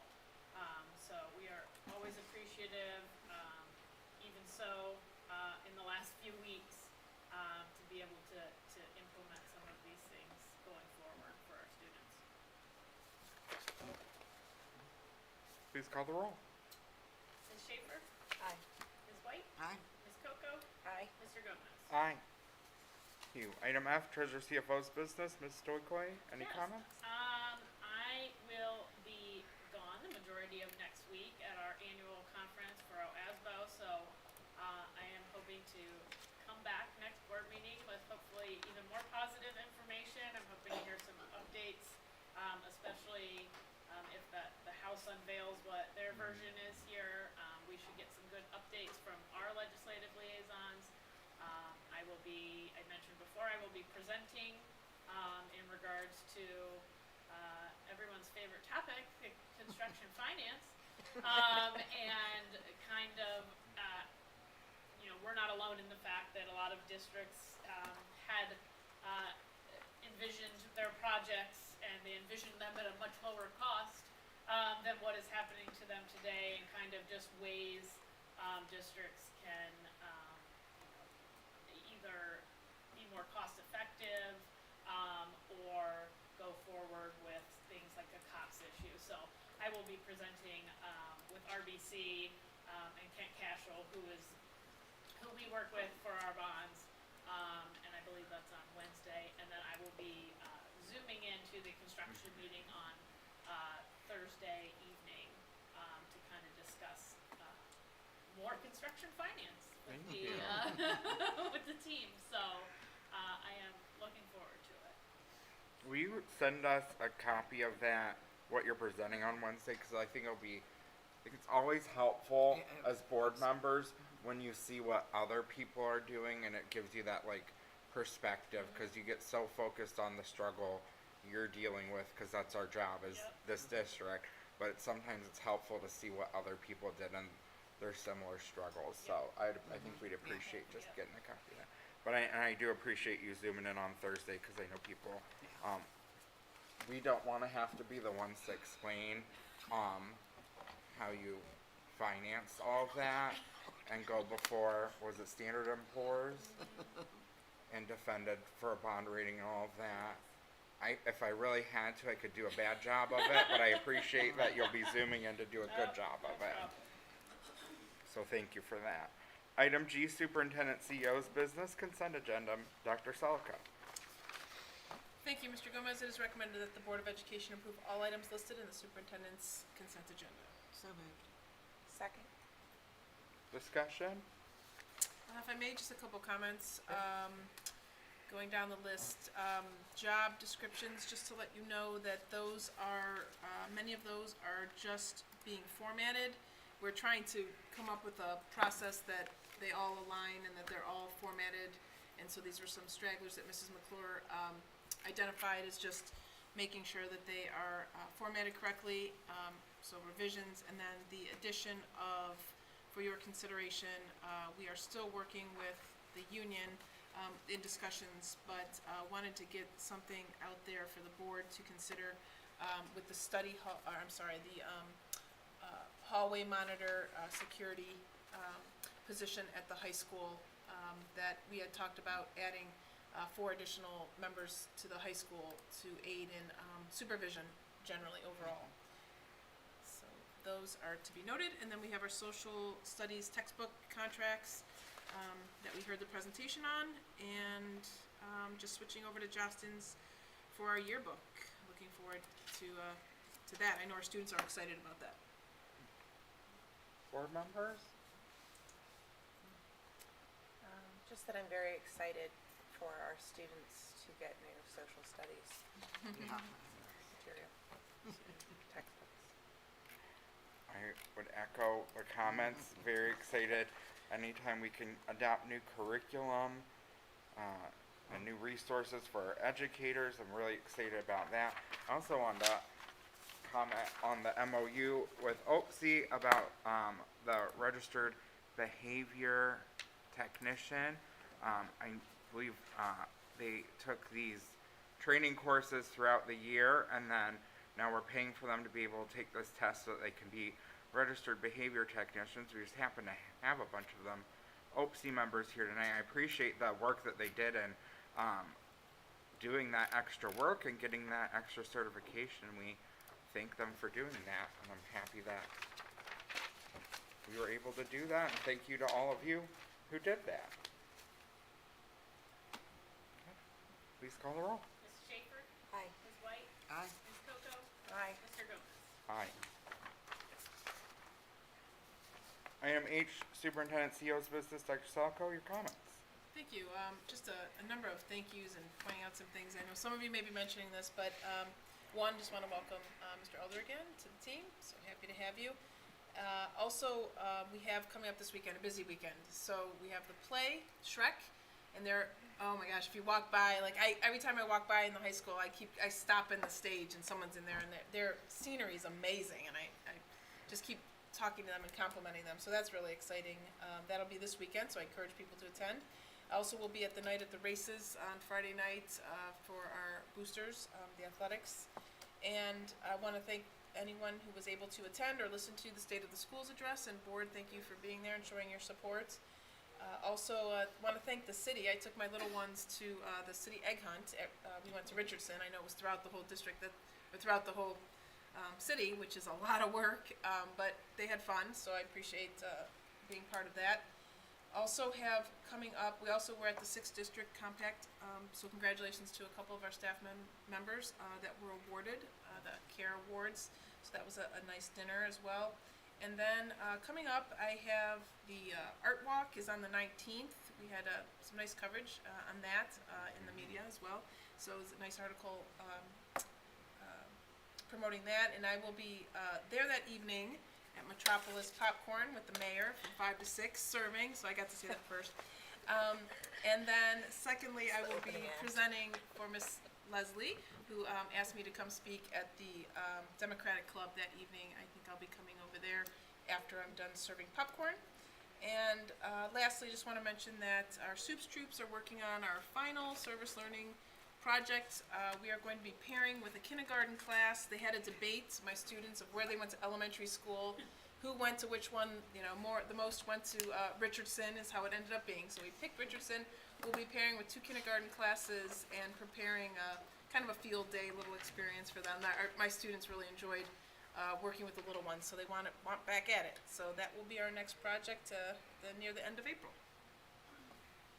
That's it. Thank you. Thank you.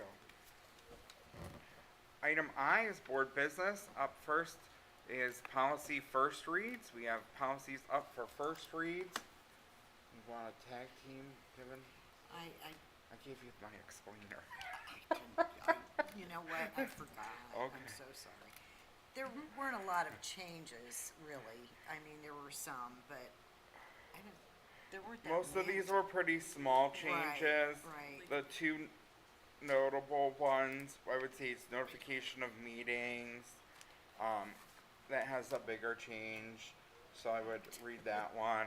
And then dress code, the actual changes to the policy itself are extremely minimal, so check on that. The rest of them are very small legal changes from the lame duck session. Anything else? I think that was it from policy. Okay. And the notification of meetings was the OSBA suggestions changes for best Oh, the practice. board meetings. Yes, Okay. and that also relates to changes in local media, where there's a lot, well, we know we had to change because you can't say, like for us, we used to say that, well, we send our notices to the false press. Well, now, the false press as it was unfortunately does not exist. And you can't say now, well, we send our notices to the Beacon Journal, unless you know for a fact that the Beacon Journal is printing your notices. That doesn't count. So you have to find a way to notice your meeting that you know is being noticed. And for most districts, unless they have like one community center that they know everybody in the town goes to, they'll go post it there.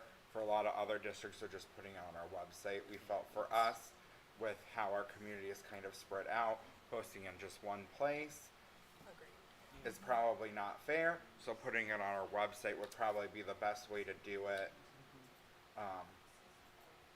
And it's centralized as well. And that's kind of where we link people to for board information anyway. Thank you. So that was our determination of that, yeah. Number 2, regulation rescind. It's recommended the Board of Education rescind the following policy regulations. Section E, support services, EFBR, food services management. So, I'll second from Ms. Schaefer. Discussion. I would like just to say something. Just speaking for myself as a board member, I know that myself as well as the other board members spent a lot of time deliberating before we got to that decision of a resolution. And I know that I myself voted on that resolution after a lot of sleepless nights, because the last thing that I ever wanted was any indication of a student not being fed or a student being singled out. And that was one of the big ones for me. And whether it is because of a family's inability to pay, or even if it's a family's refusal to pay,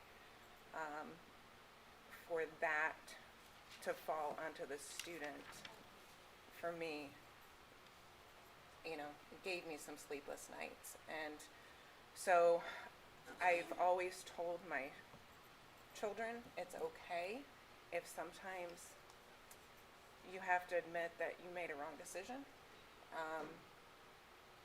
as long as you own it and you learn from it. And for me, this is one of those cases where I lost sight of, I thought that I didn't lose sight. I had a lot of sleepless nights and thinking that I was doing this in the best interest of the students.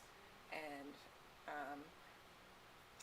on hindsight, I should have listened a little bit more to my gut and not voted yes. So that is my decision for rescinding this at this time.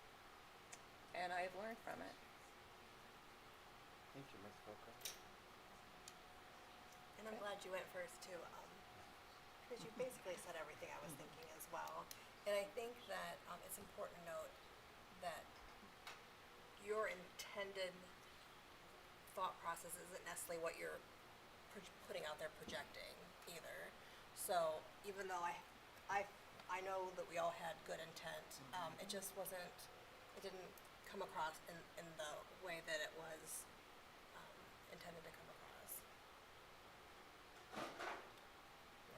I think for me, it just came down to, not necessarily the resolution as the cart was just put before the horse and everything was not properly in place to ensure what our intentions were. Okay, I'm said my piece, sorry. Interrupted. I would like to ask a question though. Based off kind of what you said about the personal phone calls, I know if we rescind the policy, that was, or the Regulation. the regulation, thank you, that was part of it. I do think that is an important part of getting resources to families. Daredevils. Getting that two-way communication, the all calls are, impersonal at best. So, I know they're important and they're necessary, but is there any way to still get a one-on-one conversation with, and it doesn't have to be this 2, 4, 6 day, but, like a range or something like that, or just like a best practice or something of that nature? I know Holly was, yeah, you're gonna have to come speak up here again, but, Or maybe speaking to that one, does that make you more comfortable? yes. And keeping in mind too that our number exceeds, hundreds of students.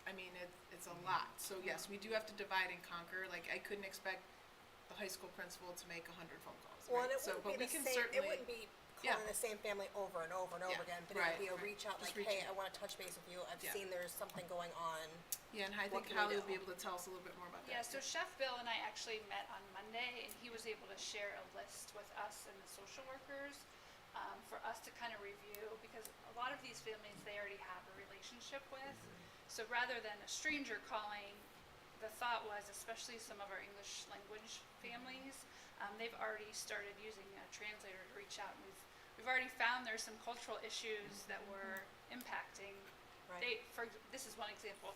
When they would get a letter in the mail, they thought it was an invoice, so they weren't understanding they had to pay in advance. So they've come across several just cultural misunderstandings that they've been able to help clarify. So we plan to continue, especially with our English language families, to use our social workers in that way with the personal phone calls, using an interpreter, not just the translated messages, because I think sometimes those aren't well received. So we can certainly pull in our social workers as much as possible. They're passionate about this topic. Yeah. So it is on our supervision agenda when we meet again as a team on Wednesday, so we can review that list And that's an continue to help. So that's an important illustration of the personal phone call, because that was something that I would not even have thought of. That someone spoke to the family and like, oh, there's literally just a communication problem. Yes. So, thank you. Yeah, and that's where the team effort comes in, because Yeah, it's hard for just a principal to make all those calls, and that's why I said to them, like, this is a group effort. Your Yes. counselor, your social worker, the principal, like, we have to be a team in contacting parents, and getting to the families, and those that have a good relationship. If someone has a really close relationship with someone, it makes sense for that person to call. So those are the kinds of things Okay. we'll sort through, but, yeah, I appreciate that. Okay, thank you. Absolutely. Oh, I have one more Can I question comment too. just on that piece Oh, sorry. before we move on? And I just think too, just in general, that, outside of the educator of their child, so often our families don't hear from anyone in our district outside of just their kid's teacher. So I think that really says volumes too about when we say culture of caring, just that anyone else other than the person that directly educates their child is making a personal connection with that family, I think really goes a long way in making that family feel part of our school system and our community. And that's really important too, because that sense of belonging that we want them to have, that we're working on as well. And it's not just about the kid in the school, but it's about the importance of the family feeling that they belong as part of our community as well. That if somebody other than just that teacher communicating facts about their student, but reaching out about other aspects and helping, oh, you don't understand this, well, do you understand, maybe there's a whole plethora of things they don't understand about how our district works, and they haven't understood any of the ways that we've tried to communicate them about anything, and this could really open up genuine conversations and connections that are valuable, not just to ELL families, but to all of our families, because this is a whole different world, especially for parents of first-time kids going through. They are very overwhelmed. They don't understand any of these systems, so I think there's a lot of value in all of that. I know there are some parents that don't, and even though it's stated, and I think even on the phone call that you can send in money with your child, somehow that gets lost in translation too, that they don't have to go and pay schools. Some families don't like to do that, or maybe that's just not, for whatever reason they can't, that they can send money in with their student as well. So it's another thing to make sure we're communicating on how that process works, because very few families seem to understand that. So I know they can't bring cash to the line, but they don't know they could bring money to the office, and it would get Yeah. put In in an envelope. Right, ahead of time. yes. And but like, once you get into like trying to explain all of that just in an all call, then Yeah. like, Right, now you're right, it's overwhelming not- people too. Right. So this gives us the opportunity to have that Right. actual, like, as a conversation, because like, I know Chef Bill would love to explain that to people, but then if he's putting that all on the all call, you know, he knows people are gonna click, cause it's like, okay, so much information, he knows he has to also keep them to a certain conciseness if he has any hopes of people listening to them, because if you put too much in, it's just too overwhelming, so. And I appreciate phone calls, because you can hear the person's voice, you can hear their tone, and it's just more personal when you call someone on the phone than when you're texting all the time. It's just my opinion. You don't text though, so you Yeah. don't- I know, there's a reason. You didn't hear me mouth. I know you wouldn't. In terms of rescinding this policy regulation, you know, I spoke on behalf of the board earlier, and those are a lot of my personal thoughts as well, so I won't restate that. But just from a policy point of view, the reality is we're not going to follow this policy anyway between now and the end of the year. So just from that point of view as well, I don't see a reason to have it in writing. I just don't like the idea of having policies that we don't follow, because it sends a poor message as well. So we certainly have work to do to make sure that all of our policies are followed, and we're working on that as well. But certainly, if our intent is not to follow a policy, I don't think we have a need to keep it as well. Anything further on this? Can I just add one thing? If there are community members that are here listening, and I just want to thank them for reaching out, not just to help with donations, but also for their thoughts. I welcome, we have a very vocal community and a very vocal community to the board.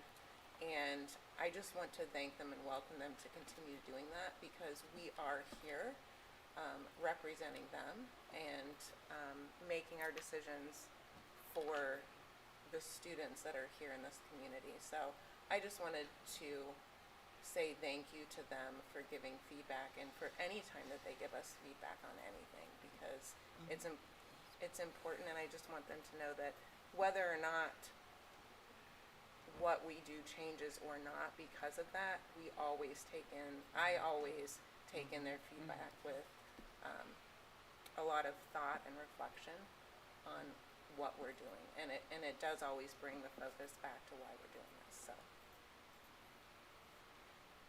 Thank you. Okay, please call the roll. Mr. Gomez? Aye. Mrs. Schaefer? Aye. Ms. White? Aye. Ms. Coco? aye. Thank you. Number 3 is parking lot change order resolution. It's recommended that the Board of Education approves the change order resolution to stabilize the east parking lot at the 612 campus. So moved. Second, Who seconded? Karen. Ms. Schaefer, thank you. Who wants to speak on it?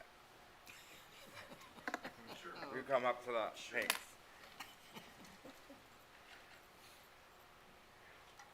Did you guys draw straws? We did, and I know this group well enough. I was gonna say Yes. Bill pointed at him and I go off what Bill says. I saw so. everybody else go nod it. Yes.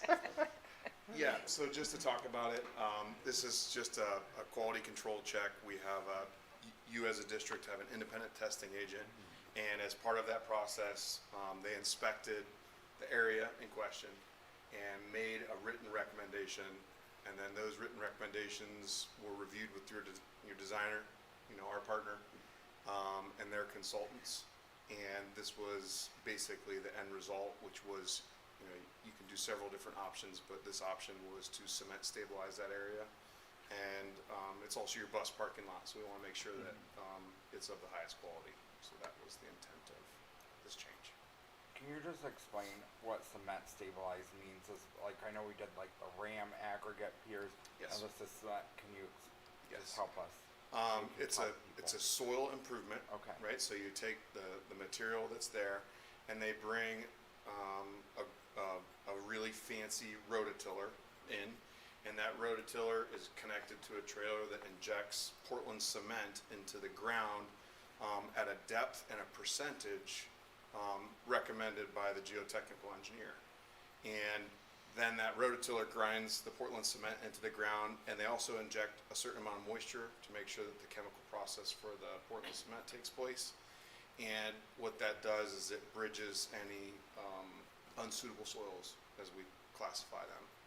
They can't handle the loads that we're going to put on them in the future. And bus traffic is heavy and turns, and so we want it to hold up and stand the test of time. So that cement stabilization provides us that quality. So we did the west and we did the no, we did the east. This is for the east, that's correct. Yeah, this is for the east. We got south coming, you think? Or where we? Well, I'm hopeful no. So that is underneath the Field. Bullock Middle School area. You never know, right? We can't see it, but we will cross our fingers and Okay. hope not. Have we already checked the area down by where the parking will be by the field? And we Yes. know that's good, so we know we That's don't correct. think that's okay. This is the last area that we're currently our early site development. Okay. This is the last space That's that what we want. to Yes. hear. Thank you. Yeah, That was the that's- positive That's news. good news. That was the good news. Thank you. Yep. Sounds good. Appreciate it. And I appreciated the highlighting and the cause that helped me understand, cause as we've said many times, we don't always understand the construction words, but the little highlighting and arrows was very, that helped, that was very helpful. I Always. think we all understood Always. that, so thank you for that. Anything further from the board on this piece? Please call the roll. Ms. Coco? Aye. Mr. Gomez? Aye. Mrs. Schaefer? Aye. Ms. White? Aye. Thank you. Item 4 is GMP resolutions. It's recommended the Board of Education approves the following resolutions for the stadium, the auditorium, and the 612 campus. So moved. Second. This is, I'll have them come up in a second too, but this is the culmination of years and years and years and years and years of work. And with hopeful approval tonight, I said where I'm gonna vote, but is gonna allow us to move forward with the rest of all the construction to make this a reality for our students and our community. So that's very exciting. It's been an incredible amount of work. Ms. White has been our board representative for several years on this piece, and it continues to be our board representative, and we're continually appreciative of the work that she puts in attending those meetings and giving us information, because Well, it's been a not lot. like that, though. I know, but she's put in a lot of effort in helping us understand this as well. And I know they even had our administrators, TDA Hammond and the OFCC even had an 8-hour meeting where they walked line by line, page by page through this document and getting us to this point. I don't know if Dr. Selko or Ms. Stoykoy had any comments they wanted to share on this piece. It was an experience. It was definitely long, and it was interesting to. It was a lot of conversation. So there was a lot of debate at times, conversation and clarification. But just we had a facilitator, which I think helped the process to have when you have your construction manager there, the architect. Sometimes there's some disagreement there, but just to work through it, and it was amicable, and we're able to clarify some of our positions and questions that we had from the district's perspective. So, I mean, I'm satisfied with the process itself, and outcomes, you know, we're moving along, and there's some things we have to address, but that would be my feedback from the day. Anything from the board before I bring up our team? Give us some comments. Who Who gets this one? Oh. Bill, Mr. Sherman. did you draw the short strip? No, This is exciting. I think I'm it's very excited exciting, about and this. I sense the kind of the lukewarm reaction from the GMP session because that can't. First of all, it's very long, and it's trying, and it's a long process, and sometimes the outcome isn't what we all hope for. And Ms. Stoikoi discussed the gap financing options and the need to seek additional funding, and no question, a challenge that we identified early and has been unbelievable inflationary pressures that have hit the construction market. So that has been a challenge. I think there's a great path moving forward to overcome that and still achieve the end result that was promised to this community in terms of both scope and quality. So I think there's huge positives there.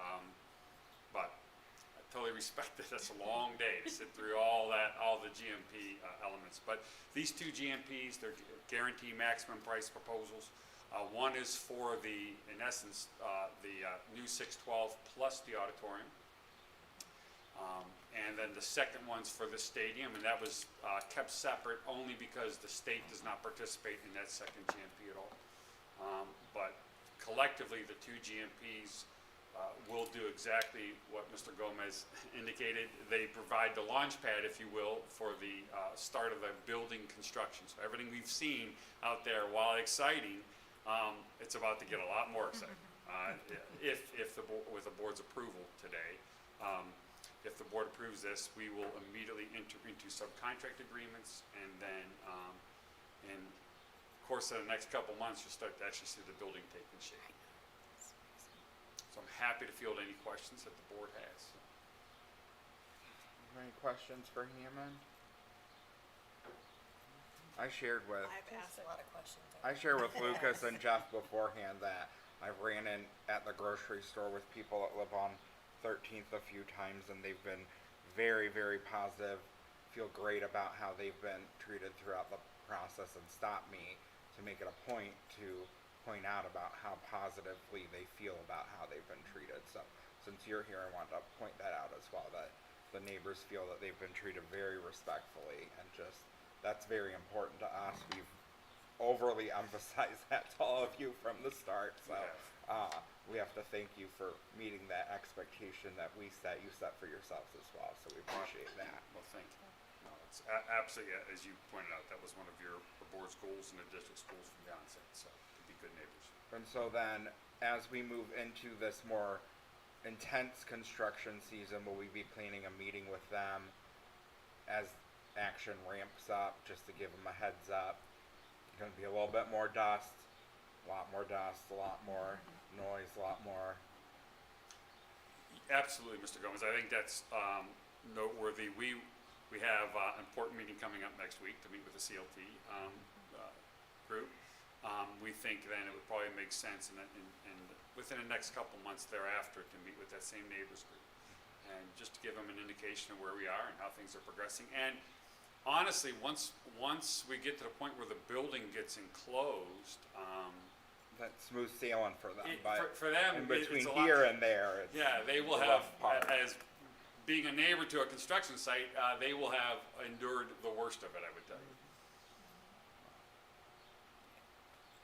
I really want to thank too. I mean, I would echo what Mr. Gomez says. We've gotten great feedback on your communication, the flyers going out on that you just did a door hanger for another road closure, and do appreciate that piece of it in the communication. I mean, it really has been, we're very pleased to see that you're doing your best to be proactive and fielding those phone calls. So I do wanna thank you as well for that. Makes my job easier too, so thank you. That's right. I would say every little thing that happens and somebody runs into me and goes, "Did you see that hill of dirt moved? Did you see that the fire?" It's just everything that happens is so exciting to our community because this means so much to our people. And so Dr. Salco and Ms. Stoikoy have the hard job, and Ms. White has the hard job sometimes too because she has to sit in on some of those meetings. But then we have the fun job because we just get to be advocates for our staff and our students, and if this is what they deserve, they've deserved it all along. We've been fighting a long time to make this a reality. So I'm over the moon excited to be at this point every time we vote to move it forward. I just get to be the excited person. So I have the easy job in that sense. I always feel like, because I just get to be the excited Do you wanna person. mention the live cam? Yes, I just want to echo, I'm very Alicia excited. probably. There's been so much that's gotten us up to this point and so much hard work by everyone here, and I just want to thank you all. And for the due diligence that's been done by everyone to make this as affordable as possible while still keeping the integrity that we've promised and the entire project as promised. And I'm very excited that we're able to do that for our community, and that we're not asking them for more money to do that as well is just a huge thing for us to keep that promise. And I was on the construction camera at 10:15 last week one night, pitch black, couldn't see anything, but 2 other people were on with me, and I was very excited. I'm like, there's 2 other people that are sitting there watching the dark dirt. So, yes, so people are always watching, always. One of them might have Always. been me. It was you. Mine's on my office constantly. If you go up there right Is now, it? you'll see it's on my big Oh, do you screen. have it on 24/7? yes. So one was you then? Yes. Okay, all right. Good I to watch know. it all night long. But it is, yes. Ryan arranged that for me in my office. Very So nice. there's my backdrop Very and I nice. can see it. Did TDA Thank want to say you. anything? I know you made the drive down. Did y'all want to come up? Right. Y'all want to come up and say anything tonight? I didn't want to not. I don't know if somebody wanted to say something from your. We don't mind. We're used to it at this We point. live local. It don't matter to us. No, this is incredibly exciting. Obviously, this is kind of when you get to see all this work come to fruition, right? So just a funny story, my aunt is visiting from California, and she's a Bullitt graduate and a Cuyahoga Falls graduate. I haven't seen her in 10 years, and I'm asking how my cousins are and how my aunt and uncle, my uncle and everybody is, and all she wanted to talk about was the new building. So it hits home. It certainly does for us. So we're awfully proud. We can't wait to get started. So, thank you. I would say Long time. being able to tell people in the community that we found a way to guarantee they're getting a 612 building, number one, because academics are number one, auditorium, stadium, and we don't have to ask them for more money because of it. I wasn't sure how we were going to keep that promise. I really wasn't when we made it. I believed it in my heart. I believe we were going to do it. I didn't know how we were going to. We found a way to do it, and I'm thrilled about it. It's probably because we have one of the And best thank you, Miss- treasurers Absolutely. in Ohio. Absolutely. We do. Absolutely. One But of the people best. people I've talked to have been fairly thrilled about that. So Yeah. the community's thrilled, the kids deserve it.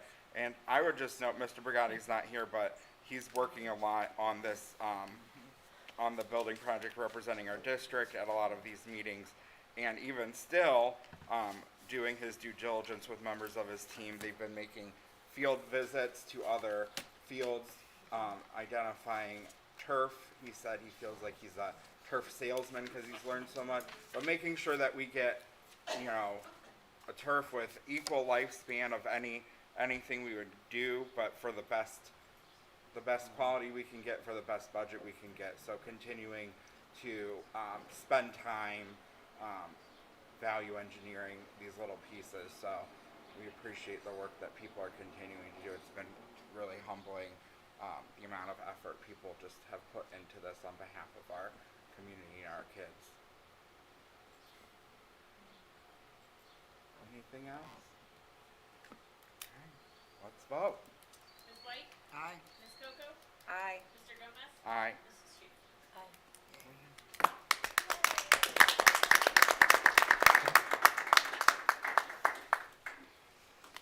Alright. Oh, no, you have to stay. You can't leave. Thank you all. Have a good evening. Number 5 is future agenda items. Does anyone have any future agenda items? Okay. Number 6 is committee reports. 612 construction core team, did you have a I have, yes, we Okay. did. And I'm not gonna go over because they already did, and you get reports. But I did wanna talk about, if I can find it in my notes, the planning committee. I know that Bill is putting together a PowerPoint presentation, and we talked about, you know, where we are, or were, first, and then what we've done to save the money on all the steps taken, and then where we are today. And so if you want any input or anything you think that, you know, let me know, or Anthony, and he can talk to me, or whatever, we'll, you know, just get back to me, and I'll let them know, because we do meet the same day. So it might be a little hard, but, you know, let us know. But that's kind of what we decided for the planning committee. I appreciate So that that. they're all updated. Everything else, and I'm sorry, because I don't always understand everything that they're doing right now. But you do get the reports from them. But I just wanted to mention the planning committee and what we're looking at Yeah, there. and then we'll have Yeah.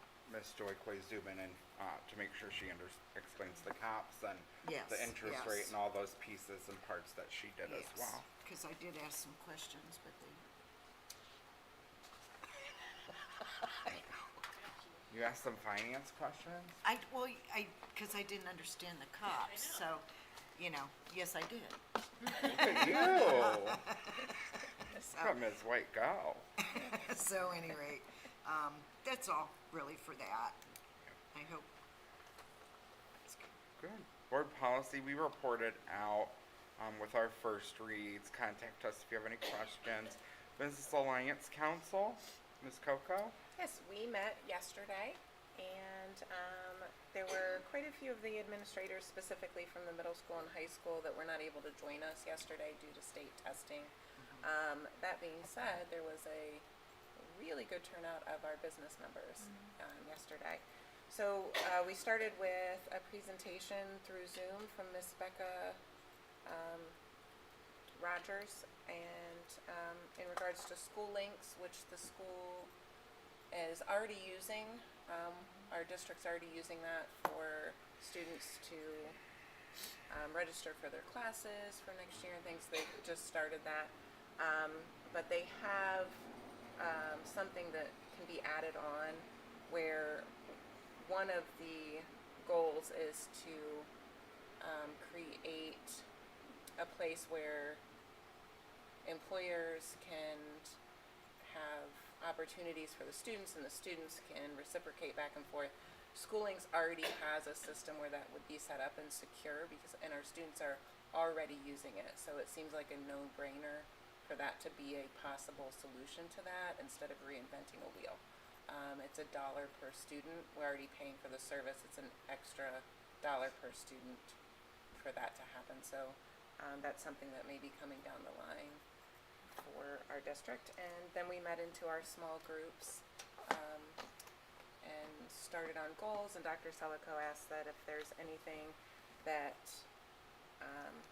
would need decided or organized before the beginning of next year, to let her know, and there could be possible break-off small committees that could meet over the summer at some point. And then our next meeting is May 9th. It'll be the last of the school year, and that's arranged to be at Joshua's in Stowe as part of the CTU program. So there are quite a few of our students that go out to the culinary program there, so they'll be putting on an appreciation breakfast in Stowe.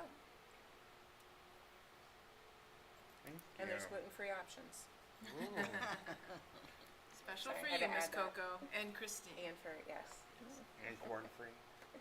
I didn't ask about the corn, no. Oh, I don't know. I know. It's breakfast, so probably it'll be fine. Could be corn. But No corn. No. Well, if you have diverticulitis, it's not good.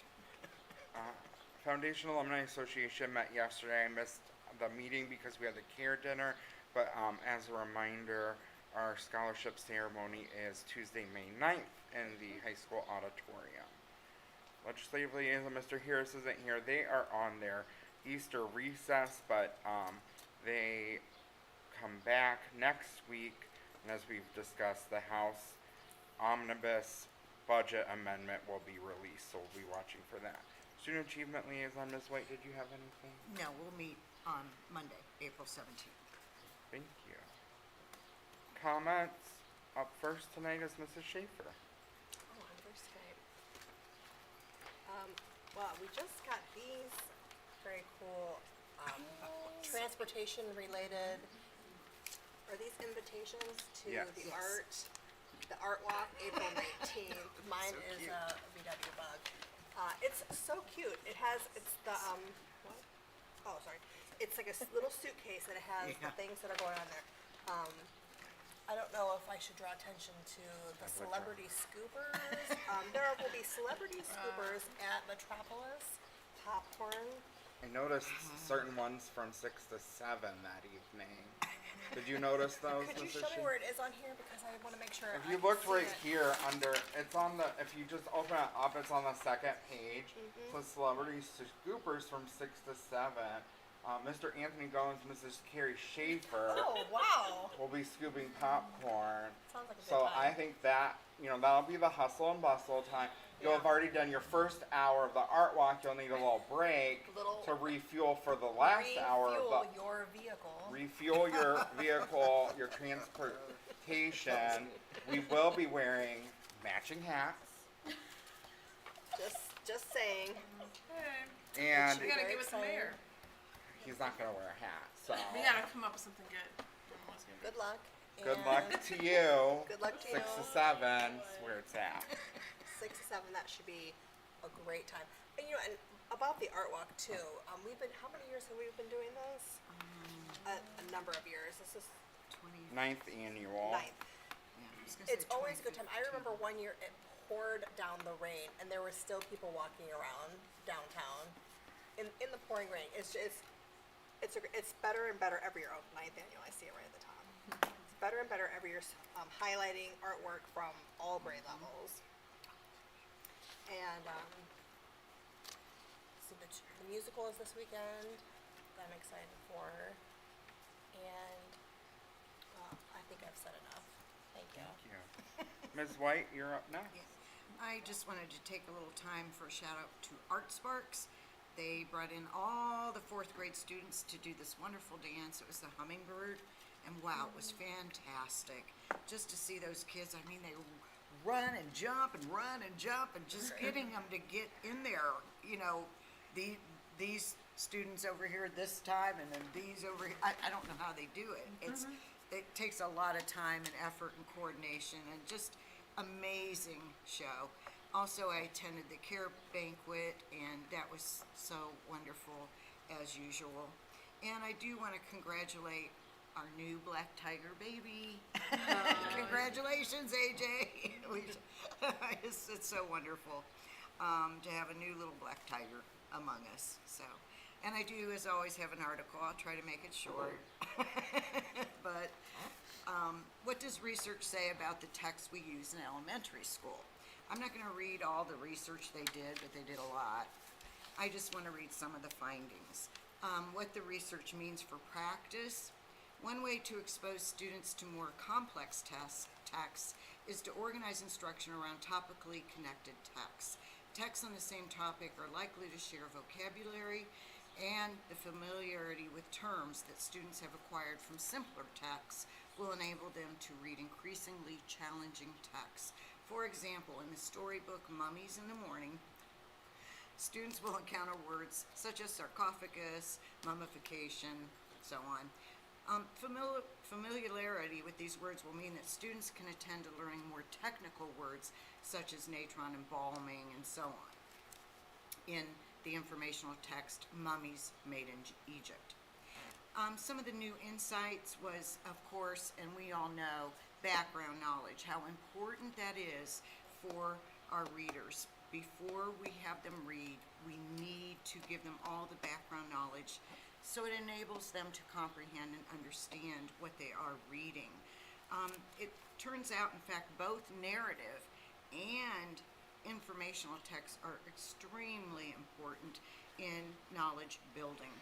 In particular, narratives are a source of knowledge about the challenges and obstacles humans face and how they solve problems. And that I do believe that books, fiction, they teach us what it's like to be human. And so, of course, I am an English teacher, so.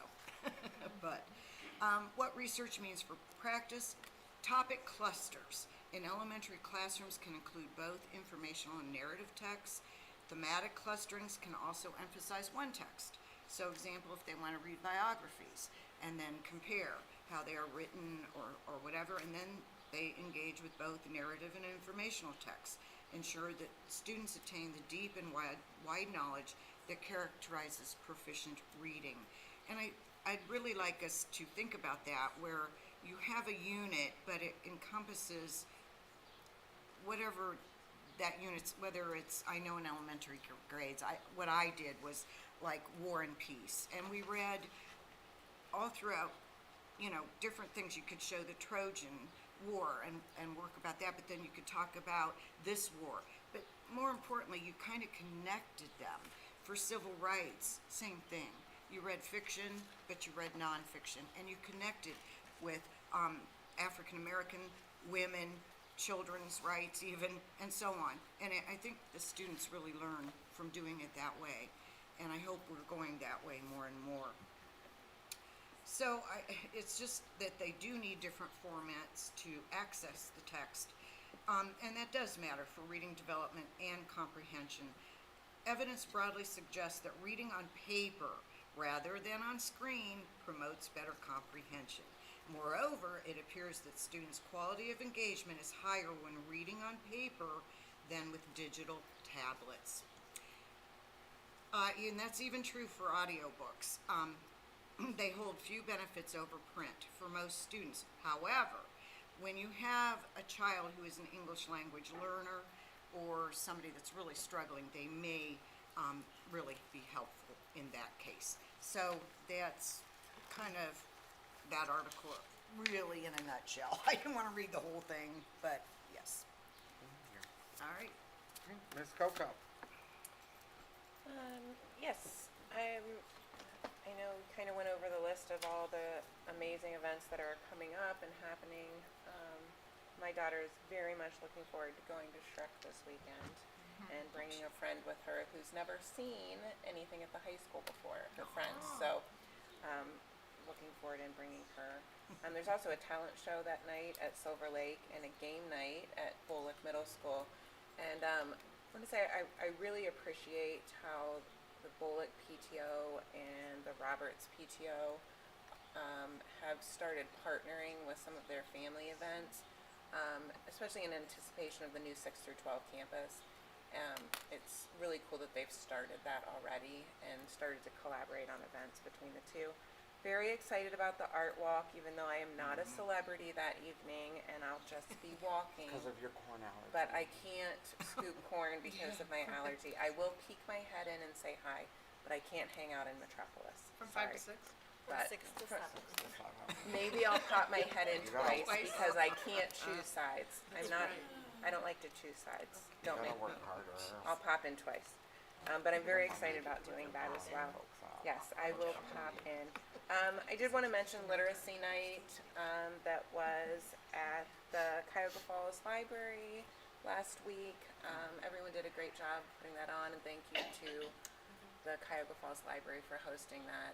There was a great turnout. There were so many books there for the students to choose from and get excited.